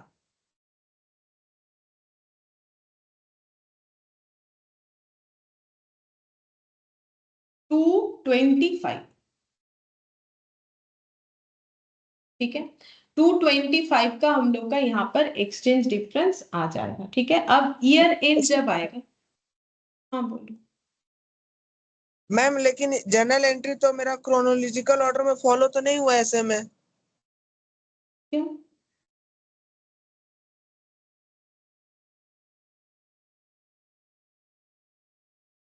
क्यों नहीं हुआ, जैन के बाद मार्च, मार्च के बाद जुलाई, सभी तो एक ही साल है, तो तो मैम क्रोनोलॉजिकल यहाँ क्यों पर नहीं? यहाँ पर 2001 2001 2001 लिखा है, तो ये 2002 होना चाहिए ना, जुलाई वाला। क्यों मार्च के बाद जुलाई नहीं आएगा? इसका नहीं मैम, स्टार्टिंग मार्च के बाद जुलाई आएगा, लेकिन फिर ये 11 को 2000 होना चाहिए था, उसको एक हाँ लिखा है। वो तो एक, अरे 1 तारीख को लोन लिया है तो ईयर एंड 0 को हो ही सकता है, ईयर स्टार्टिंग। वो लोन लेने का डेट दिया है ना, उसके साथ क्या है? तुम कंफ्यूज हो गए हो। ये देखो, ये तो हम लोग का ईयर है यहाँ से यहाँ, फिर मैम एक बार नेक्स्ट क्वेश्चन, ईयर। क्वेश्चन में मैं आपको बोलता हूँ, क्वेश्चन नहीं हम क्वेश्चन। बोल रहे, तुम सुनो। हम समझ गए तुम्हारा कंफ्यूजन, ये देखने से तुम समझ जाओगे। मेरा ईयर 0 से 1 और 1 से 2 ही है, लेकिन मुझे ईयर स्टार्टिंग नहीं दिया है। मुझे जिस दिन पर है लोन लिया गया है उस दिन का डेट दिया है।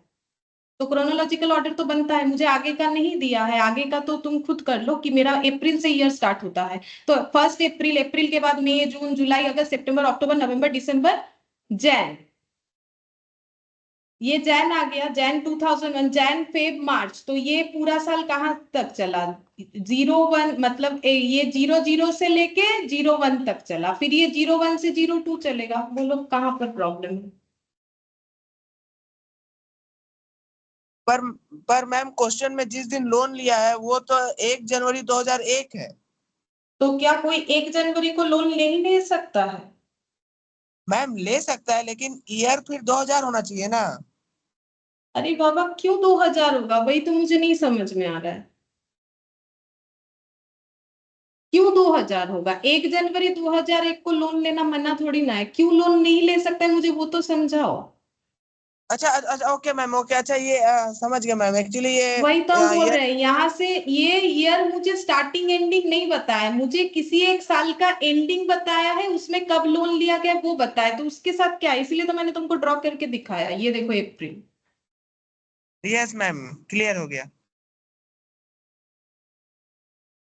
तो देखो यहाँ पर हो जाएगा profit and loss account debit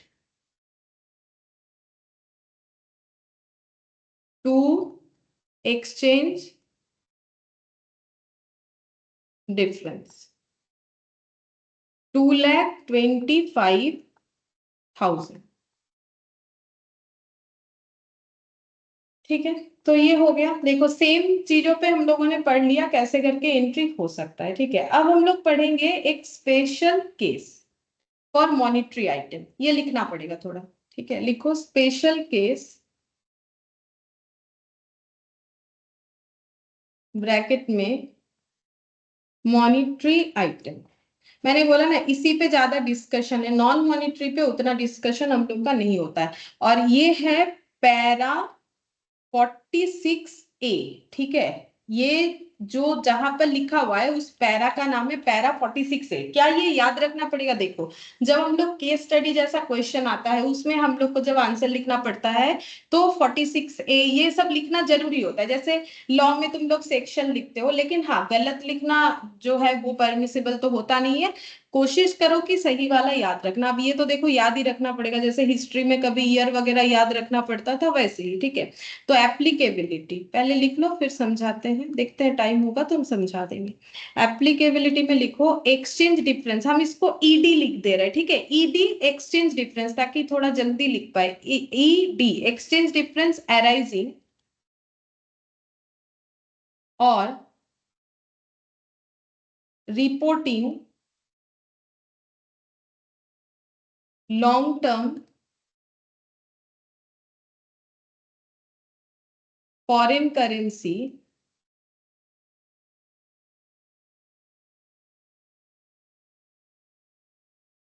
monetary item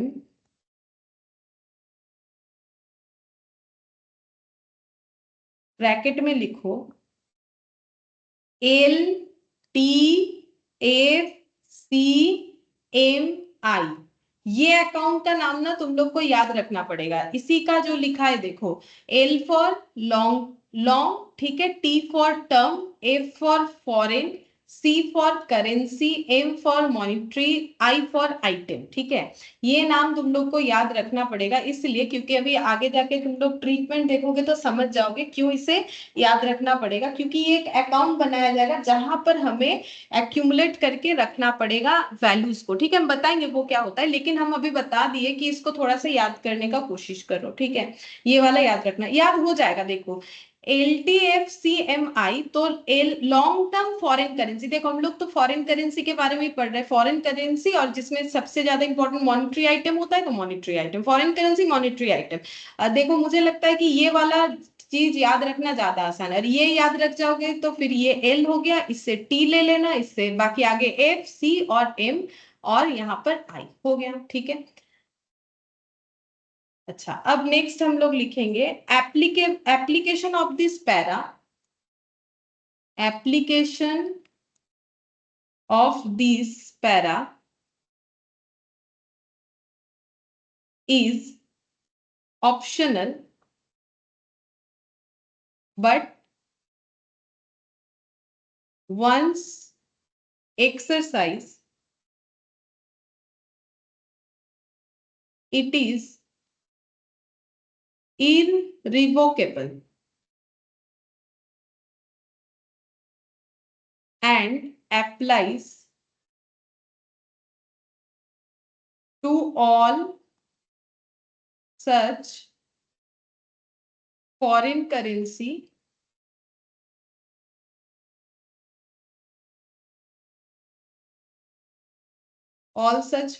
currency monetary item।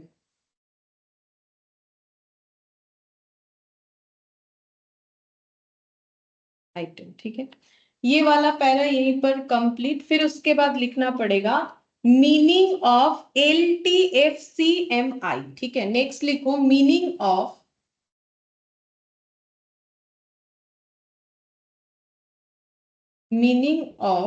LT long term foreign currency monetary item. ठीक है, ये देखो अगर तुम लोग जो पूरा नाम है वो याद रखोगे तो ये शॉर्ट फॉर्म में याद हो जाएगा। एन एसेट और liability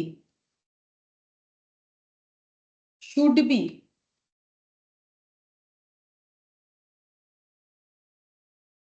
designated as LTFCMI if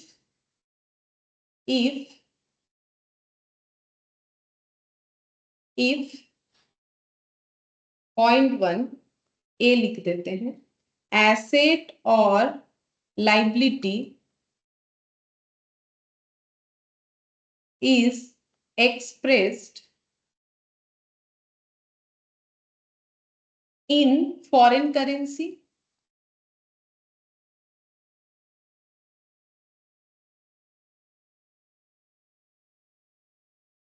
and has a term of 12 months or more at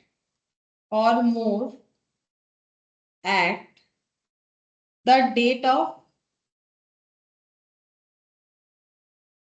organization,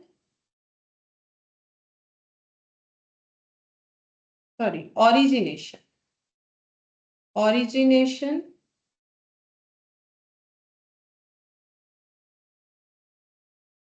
of the asset or liability।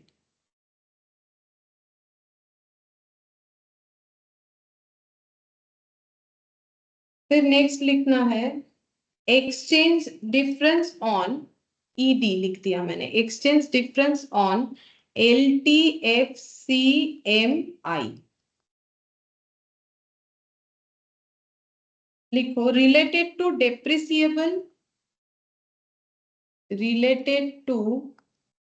depreciable capital asset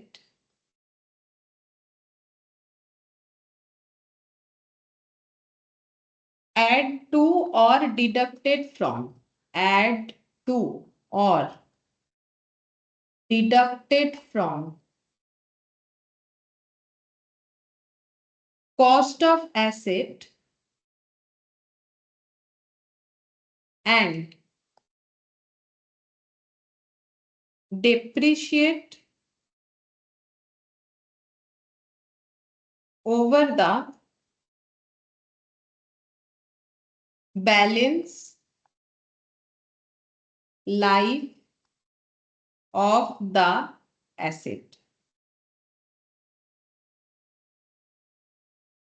फिर नेक्स्ट लिखना है अदर्स। अगर एक्सचेंज डिफरेंस ऑन LTFCMI हुआ तो ये rules follow होगा, और अगर LTFCMI नहीं है, कुछ और है अदर्स, तो क्या होगा? तो इसके बाद लिखो अदर्स। अदर्स में accumulate in if foreign currency monetary item FCMI, इसका लिखो FCMI TDA, बता देंगे, इसका भी फुल फॉर्म बता देंगे, and amortize over the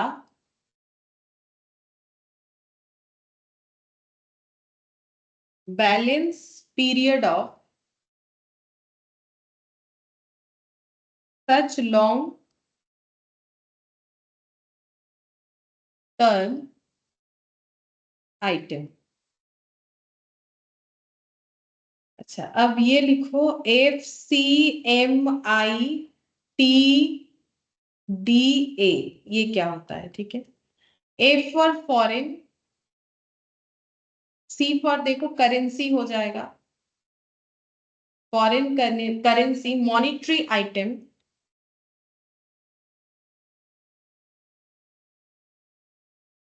monetary item translation difference account. ठीक है, ये नया हो गया, translation difference account, translation difference account, ये पूरा नाम है। ठीक है, ये मैंने पूरा नाम लिखवा दिया जो मैंने यहाँ पर शॉर्ट में लिखा था। ठीक है, अच्छा, इसके बाद जो मैंने अभी लिखा उसका एक समरी बनाते हैं, देखो याद रखने के लिए। ये तो कीवर्ड्स लिखने के लिए काम आएगा, अब याद रखने के लिए ये पूरा जो भी लिखा उसका एक समरी बनाएंगे। तो समरी में लिखो इस तरीके से, para 46A special case, special case. ठीक है, company only, company only, optional, बता देंगे, सारा चीज बता देंगे, जैसे जैसे लिख रहे हैं लिखो, optional, all long term foreign currency monetary item,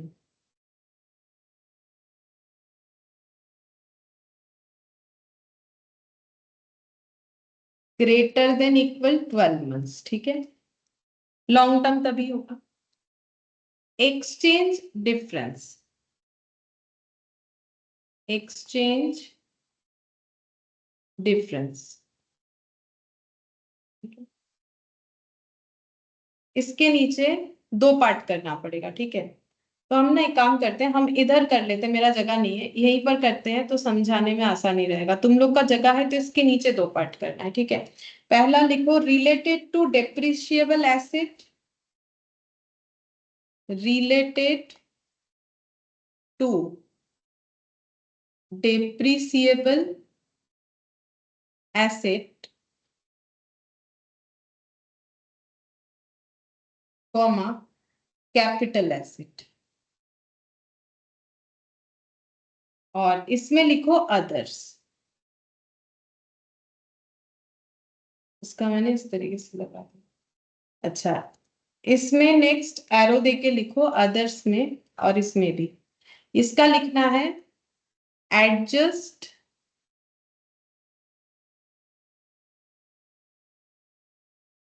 with cost of asset, bracket में लिखो प्लस और माइनस। एडजस्ट करने का मतलब या तो प्लस होगा कॉस्ट ऑफ एसेट के साथ या तो माइनस होगा, ठीक है। और अदर्स में एक्यूमुलेट इन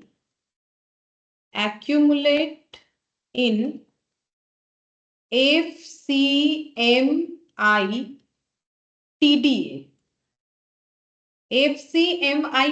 कैसे याद रखोगे? F for foreign currency monetary item, इतना याद रह जाएगा। फिर TDA है ट्रांसलेटर, रुको हम खुद भी भूल गए, ट्रांसलेशन डिफरेंस अकाउंट, ठीक है, ट्रांसलेशन डिफरेंस अकाउंट।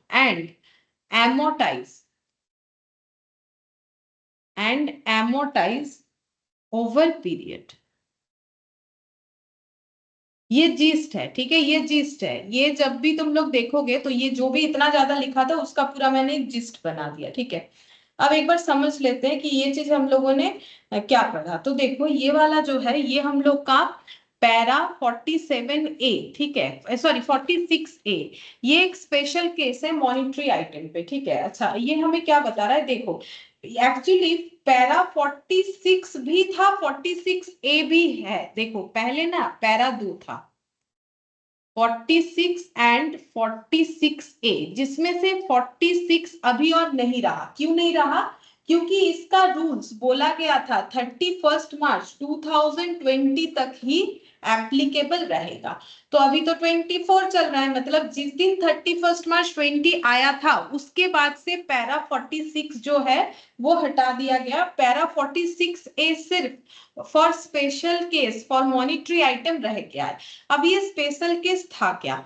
तो देखो, जब हमारा एक्सचेंज डिफरेंस थोड़ा थोड़ा होता है तो ठीक है, प्रॉफिट लॉस हम लोग बुक करते जाते हैं। जैसे अभी तक तुम लोगों ने जितना भी क्वेश्चन किया इंक्लूडिंग मेरा एग्जांपल, 70, 73, 71, ये कितने का डिफरेंस? 3। ये कितने का डिफरेंस? 1, ठीक है, सॉरी 2, ये 2 है, ठीक है। तो ऐसा छोटा छोटा डिफरेंस। अच्छा, अब इसको बड़े जगह पे भी कैलकुलेट करते हो तो कितना आता है? 20,000, 30,000 ज्यादा से ज्यादा, ठीक है। यहाँ पर देखो जो क्वेश्चंस था उसमें भी देखो 75, 74 1, 74 से 73 अगेन 1, यहाँ पर 48 से 49 1, 49 से 49.5 0.5 का। लेकिन अगर एक्सचेंज डिफरेंस ह्यूज हो, अब ह्यूज कब होता है? जब रिसेशन वगैरह चलता है, जैसे 2008 में हुआ था, ठीक है। 2008 में जो प्रॉब्लम हुआ था उसके बाद ही पैरा 46A और 46 लाया गया था, जिसमें से 46 का टाइम पीरियड खत्म हो गया, इसीलिए वो हट गया, ओनली 46A बचा हुआ है। तो रिसेशन के वक्त क्या हुआ था कि डॉलर का रेट जो है इतना ज्यादा चेंजेस हो रहा था, इतने ज्यादा डिफरेंसेस हो रहे थे कि अगर किसी का लॉस हो रहा है, क्योंकि देखो एक पार्टी का लॉस होगा एक पार्टी का प्रॉफिट होगा। जैसे हम लोगों ने मान लो 70 में लिया, ठीक है, 70, $1 जब 70 चल रहा है उस हिसाब से लिया, तो और अचानक से वो $1 पेमेंट के वक्त या क्लोजिंग जो भी हो वो 70 से 100 हो गया, तो सीधा 30 का। तो अब अगर हम लोगों ने परचेज किया था तो हमारा 30 पर डॉलर का मतलब लॉस हो जाएगा, ठीक है। और अगर हम लोगों ने सेल किया था तो हमारा प्रॉफिट हो जाएगा। तो एक पार्टी का प्रॉफिट एक पार्टी का लॉस, लेकिन थोड़ा थोड़ा नहीं, ह्यूज अमाउंट का, ठीक है। तो ऐसे में जिनका लॉस हो रहा था उनके लिए तो बहुत ज्यादा मुश्किल है, ठीक है। तो वो क्या करे? तो उन्होंने क्या किया, मिनिस्ट्री ऑफ कॉर्पोरेट अफेयर्स जो तुम लोग लॉ में पढ़ते हो ना, MCA, ठीक है, इनके पास जाके बोला कि हमारा कोई सोल्यूशन कीजिए। तब उन्होंने ये रूल्स लाया पैरा 46A, और जो कि मैंने बोला इसके साथ और भी एक एडिशन रहा 46 जो हट गया बिकॉज उसका टाइम पीरियड जो है वो चला गया, ठीक है। तो 46 ही अभी बचा है, 46A ही अभी बचा है, 46 जो है ये खत्म हो गया है। ये कब आया था? ऑन दैट मोमेंट जब ह्यूज अमाउंट का डिफरेंसेस चल रहा था। अब देखो क्या बोला है, एक्सचेंज डिफरेंस अराइजिंग और reporting long term foreign currency monetary item. ये बोल रहा है कि एक्सचेंज डिफरेंस इसमें जो भी आएगा, ये स्पेशल केस किस पे एप्लीकेबल होता है, जब एक्सचेंज डिफरेंस अराइज हो रहा है या रिपोर्टिंग हो रहा है long term foreign currency monetary item. अगर हम लोग कोई फॉरेन करेंसी में ट्रांजैक्शन कर रहा है, वो भी ऐसा आइटम जो कि मॉनिटरी आइटम है, ठीक है, और लॉन्ग टर्म का है, लॉन्ग टर्म, शॉर्ट टर्म के लिए नहीं होगा, ठीक है, लॉन्ग टर्म बेसिस पे है, तो हमें ये एप्लीकेबल होता है। एप्लीकेशन ऑफ दिस पैरा, अगर कोई कंपनी ये पैरा का एप्लीकेशन कर लेती है, ये उनके लिए ऑप्शनल है, कर भी सकते हो नहीं भी कर सकते हो, लेकिन अगर कोई कंपनी अपने ऊपर ये पैरा का जो रूल्स है, रूल्स मैंने अभी तक नहीं पढ़ाया, ये पैरा में जो बोला हुआ है वो अगर अपने ऊपर एक बार एप्लीकेबल कर लेती है तो बाद में ये चेंज नहीं कर सकती, इसे इसको एप्लीकेबल करते जाना पड़ेगा, ये इररिवोकेबल है and applies to all such foreign currency monetary item. और इस तरीके का LTFCMI जितना होगा फ्यूचर में सभी पे ये पैरा 46A अप्लाई होगा। मतलब एक बार इस रूल्स को ले लिया तो इस रूल्स को लेके ही चलना पड़ेगा, इसको तुम लोग छोड़ नहीं सकते, मतलब कोई कंपनी छोड़ नहीं सकती। अब इसी चीज को देखो मैंने यहाँ पर जिस्ट में कैसे लिखवाया, 46A हमें पढ़ना है, स्पेशल केस है हम लोग का, कंपनी के लिए सिर्फ जो है ये अलाउड किया गया था, क्योंकि मैंने बोला कंपनी का बहुत लॉस हो रहा था ऑन दैट मोमेंट, तो कंपनी ने MCA से बोला कि कुछ कीजिए, तो उन्होंने पैरा 46A लाया, जिसमें से 46 हट गया, 46A है, लेकिन ये भी बोला गया है कि ऑप्शनल है, चाहो तो अप्लाई करो चाहो तो अप्लाई मत करो, लेकिन अगर अप्लाई कर लिए, लेकिन किस पे अप्लाई होगा, सारे मॉनिटरी आइटम पे। कैसे मॉनिटरी आइटम पे, जो लॉन्ग टर्म फॉरेन करेंसी पे लिए गए, ठीक है, मतलब लॉन्ग टर्म आइटम्स होने चाहिए, ठीक है, मतलब मोर देन 12 मंथ्स के हिसाब से, 12 मंथ्स या मोर देन 12 मंथ्स, तो सारे long term foreign currency monetary item पे ये एप्लीकेबल होगा, लेकिन ये ऑप्शनल है, ठीक है, मतलब करना चाहो करो, नहीं करना चाहो मत करो, ऐसा इसीलिए रखा गया है क्योंकि एक बार अगर इसका एप्लीकेशन कर लिया या एप्लीकेबल कर लिया अपने कंपनी पे, तो ये फिर बदल नहीं सकते हो, सारे फ्यूचर के सारे इस तरीके के ट्रांजैक्शन पे इसका रूल्स जो है अप्लाई होते जाएगा, ठीक है। अब देखो यहाँ पर बोला है मीनिंग ऑफ LTFCMI, मतलब ये जो बोला ना इस तरीके के आइटम पे एप्लीकेबल होगा, तो इस तरीके का आइटम क्या होता है वो हमें यहाँ पर बताया गया है। इस तरीके का आइटम क्या होता है, बोल रहा है एन एसेट और लाइबिलिटी, कोई भी एसेट या liability should be designated as LTFCMI। हम लोग कोई भी एसेट या लाइबिलिटी को LTFCMI तभी बोल सकते जब ये दो कंडीशन फुलफिल हो, दोनों का दोनों होना चाहिए, बिकॉज बीच में क्या लिखा हुआ है एंड, कोई और नहीं है कि A हुआ या B हुआ, ये कोई ऑप्शनल बात नहीं है, A एंड B दोनों सेटिस्फाई होगा तब जाके वो आइटम LTFCMI होगा। पहला, एसेट और liability is expressed in foreign currency, मतलब जो एसेट या लाइबिलिटीज हमारे पास ऑकर्ड हुआ है, ठीक है, वो हम लोग का फॉरेन करेंसी मतलब फॉरेन ट्रांजैक्शन होना चाहिए तभी एप्लीकेबल होगा, ठीक है, नहीं तो क्यों होगा, क्योंकि देखो नाम क्या है, long term foreign currency monetary item, तो फॉरेन करेंसी वाला आइटम होना चाहिए।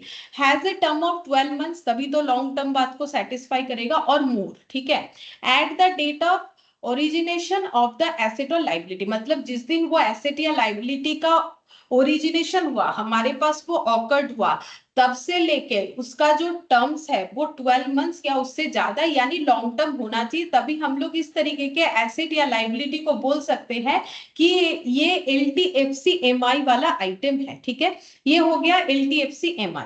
अब फिर बोल रहा है एक्सचेंज डिफरेंस ऑन LTFCMI, मतलब इसका ट्रीटमेंट क्या होना चाहिए, बोल रहा है related to depreciable capital asset add to और deducted from cost of asset and depreciation over the balance life of the asset. मतलब देखो ये जब तुम लोग क्वेश्चन करोगे और भी समझ में आएगा, फिर भी हम बताते, देखो इसका मैंने शॉर्टकट भी इधर लिखा है, एक्सचेंज डिफरेंस आया, ठीक है, अब एक्सचेंज डिफरेंस के लिए तो हम लोग पूरा का पूरा ये पढ़ रहे हैं, लेकिन यहाँ पर एक्सचेंज डिफरेंस क्या हो रहा था, ह्यूज, अगर ह्यूज एक्सचेंज डिफरेंस है तो हम लोग पैरा 46A लगा सकते हैं अगर हम लोग कंपनी है तो, लेकिन वो भी हमारे लिए ऑप्शन है, लगा लिया एक बार तो बंद नहीं कर सकते हो, आगे के सारे ऐसे डेटा पे लगाते जाना पड़ेगा, ठीक है। तो अगर हम लोग का जो एक्सचेंज डिफरेंस ऑकर्ड हो रहा है वो अगर डिप्रिशिएबल एसेट या कैपिटल एसेट पे हो रहा है तो क्या करना पड़ेगा, बोल रहा है कि जो एक्सचेंज डिफरेंस आ रहा है वो हमें एसेट के कॉस्ट में ऐड या लेस करना पड़ेगा। मतलब अगर मेरा लॉस है तो लेस करना पड़ेगा, अगर प्रॉफिट है तो ऐड करना पड़ेगा, ठीक है।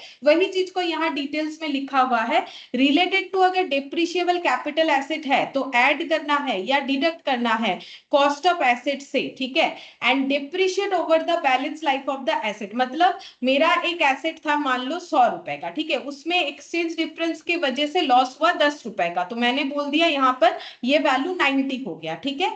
अब इस 90 पे आगे डिप्रिशिएशन होगा, ये बात यहाँ पर बताया है कि मतलब एसेट है ना, फिक्स्ड एसेट, तो आगे जाके डिप्रिशिएशन तो लगना चाहिए। तो अगर हम लोग एसेट के कॉस्ट में कुछ आइडिया लेस करें, क्या आइडिया लेस करें, एक्सचेंज डिफरेंस को, तो एक्सचेंज डिफरेंस को आइडिया लेस करने के बाद जो बचा हुआ वैल्यू रहेगा उस वैल्यू पे फ्यूचर में डिप्रिशिएशन लगता जाएगा, ये बात बोला है, ठीक है।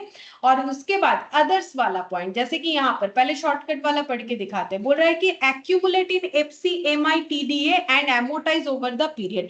लेकिन अगर डिप्रिशिएबल एसेट या कैपिटल एसेट के अलावा कुछ एसेट है जिसमें ह्यूज एक्सचेंज डिफरेंस दिखा था और जिसका दिख रहा है वो एक कंपनी था और वो पैरा 46 से अपने ऊपर अप्लाई करना चाहता है, तो उसको क्या कर दिया जाएगा, जितना भी लॉस या प्रॉफिट है उसे टोटल करके एफसीएमआई टीडीए अकाउंट में ट्रांसफर कर देना है, वहां पर जमा कर देना है। कौन से अकाउंट में जमा कर देना है, एफसीएमआई टीडीए, और उस जमा अमाउंट को धीरे धीरे धीरे धीरे एमोटाइज करना है ताकि हमारे पीएल में एक बार में ह्यूज प्रॉफिट या ह्यूज लॉस एक्सचेंज डिफरेंस के वजह से ना दिखे।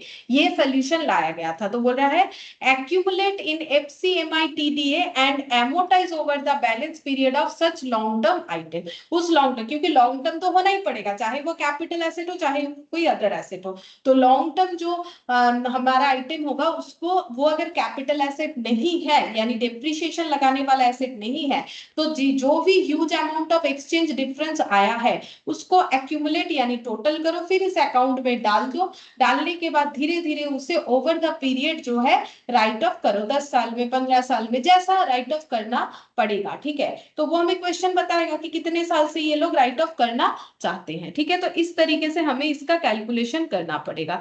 तो वो देखो जो मैंने पूरा जो लिखवाया है ना यहाँ पर, उसी का मैंने यहाँ पर एक पूरा समरी कर दिया, मतलब वो जो भी लिखा हुआ है उसका समरी यही बनता है, इसके अलावा और कुछ नहीं, ठीक है। अच्छा,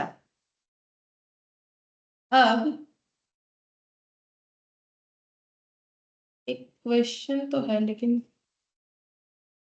इस पे, ठीक है, देखो हम तुम लोग को ये वाला क्वेश्चन जो है दिखाते हैं, कौन सा क्वेश्चन बोलते हैं, अभी जो मैंने समझाया उससे रिलेटेड क्वेश्चन है ये वाला, ठीक है। क्वेश्चन नंबर 8, ठीक है, हम थोड़ा सा हिंट्स देते हैं, देखो तुम लोग इसका ट्राई करना। देखो बोल रहा है कि explain briefly the accounting treatment needed in the following cases as per AS as on 31 March 2001, ठीक है।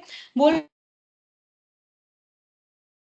receivable from Umesh 5 lakh recorded at the prevailing exchange rate on the date of sales, transaction recorded at $1 for 58.5। बोल रहा है कि जिस दिन ये transaction record हुआ था उस दिन यूएस $1.58.5 चल रहा था, ठीक है। अच्छा, अब यहाँ पर देखो हमारे पास डेटर का वैल्यू है, ट्रेड रिसीवर मतलब डेटर, ठीक है। और इस डेटर में उमेश बोल के एक डेटर है जिनका 5 लाख रिकॉर्डेड है, ठीक है। फिर बोल रहा है लॉन्ग टर्म लोन, अब ये लॉन्ग टर्म होगा कि नहीं मुझे बोलो, तो क्या ये लॉन्ग टर्म होगा, ट्रेड रिसीवेबल का जो आइटम यहाँ पर बताया है क्या ये आइटम हम लोग का लॉन्ग टर्म होगा? No ma'am, it is a current assets. तो इस पे हम लोगों का पैरा 46A एप्लीकेबल नहीं होगा, ठीक है। इस पे हम लोग का पैरा 46 से एप्लीकेबल फिर नहीं होना चाहिए। और यहाँ पर देखो long term loan taken from A US company amounting 60 lakh, it was recorded $55.6 taking exchange rate prevailing at the rate of transaction $161.20 was on 31 March 2001, ठीक है। तो ये लॉन्ग टर्म बोला है, तो अगर लॉन्ग टर्म है तो इस पे हमारा पैरा 46A एप्लीकेबल होगा। ठीक है, अब तुम लोग सोचोगे कि हमें कैसे पता चलेगा कि किस पे पैरा 46 से एप्लीकेबल होगा, किस पे नहीं होगा, जिसके आगे लॉन्ग टर्म लिखा हुआ रहेगा। तो अगर देखो तुम लोग अगर देखते हो कि हम लोगों ने इसके पहले जितने भी क्वेश्चन किए, मेरा एग्जाम्पल का छोड़ो, उसमें तो मैंने ज्यादा लैंग्वेज दिया नहीं था, बट तुम लोग इलास्ट्रेशन 2 को अगर रीड करके देखोगे, वहां पर कहीं भी नहीं लिखा हुआ है लॉन्ग टर्म वाला बात, क्योंकि जब तक हमें क्वेश्चन नहीं बताएगा हमें कैसे पता चलेगा कि पैरा 46 से उस पर अप्लाई करे या ना करे, क्योंकि हम लोग को कैसे पता चलेगा क्या ह्यूज डिफरेंस है क्या नहीं है, क्योंकि क्वेश्चन में तो कुछ भी देता है, 100 रुपए का फर्नीचर, आज के डेट पे 100 रुपए का फर्नीचर कहाँ से आएगा बोलो। तो वो बात अलग है, हमें जब तक नहीं बताएगा कैसे पता चलेगा। जैसे ये वाला क्वेश्चन देखोगे, परचेज हुआ था, यहाँ पर देखो ये पहला बात है परचेज, तो क्रेडिटर जनरेट हुआ था, तो ये तो हम लोग का वैसे भी लॉन्ग टर्म वाला आइटम होता ही नहीं है। ठीक है, इलास्ट्रेशन 3 का देखोगे, ये एक लोन जरूर था, ये देखो ये कालीन वाला हम दिखाते हैं, इलास्ट्रेशन 3 यहाँ पर ड्रॉ दिखाते हैं, ये देखो यहाँ पर लोन यहाँ लिया गया था, रीपेमेंट यहाँ हुआ, यहाँ से यहाँ का टाइम पीरियड ही बताएगा कि ये लॉन्ग टर्म लोन था कि शॉर्ट टर्म। तो जैन, फेब, मार्च, अप्रैल, मई, जून, जुलाई, ये 7 मंथ्स का था, तो ये लॉन्ग टर्म नहीं था। ठीक है, ये लॉन्ग टर्म नहीं था, तो ये देखो इस पे भी एप्लीकेबल नहीं हुआ। तो मैंने अभी तक जितना क्वेश्चन करवाया एक भी लॉन्ग टर्म वाला क्वेश्चन नहीं था, इसीलिए हम लोग का स्पेशल केस एप्लीकेबल नहीं हुआ। और क्वेश्चन हमें खुद बताएगा कि लॉन्ग टर्म है, और लॉन्ग टर्म बताएगा तो फिर हमें उस पर अप्लाई करना पड़ेगा पैरा 46A। ठीक है, तो ये क्वेश्चन हम तुम लोग को होमवर्क देते हैं, क्वेश्चन नंबर 8। ठीक है, जो भी समझ में आए ट्राई करना कि क्या करना पड़ेगा। ये जो क्वेश्चन नंबर 8 है, ये एक बार ट्राई करके देखना, जो मैंने अभी सिखाया उसके ऊपर हो तो ठीक है, नहीं तो हम लोग नेक्स्ट क्लास में जरूर करें। ठीक है, फिर आज इतना ही करते हैं।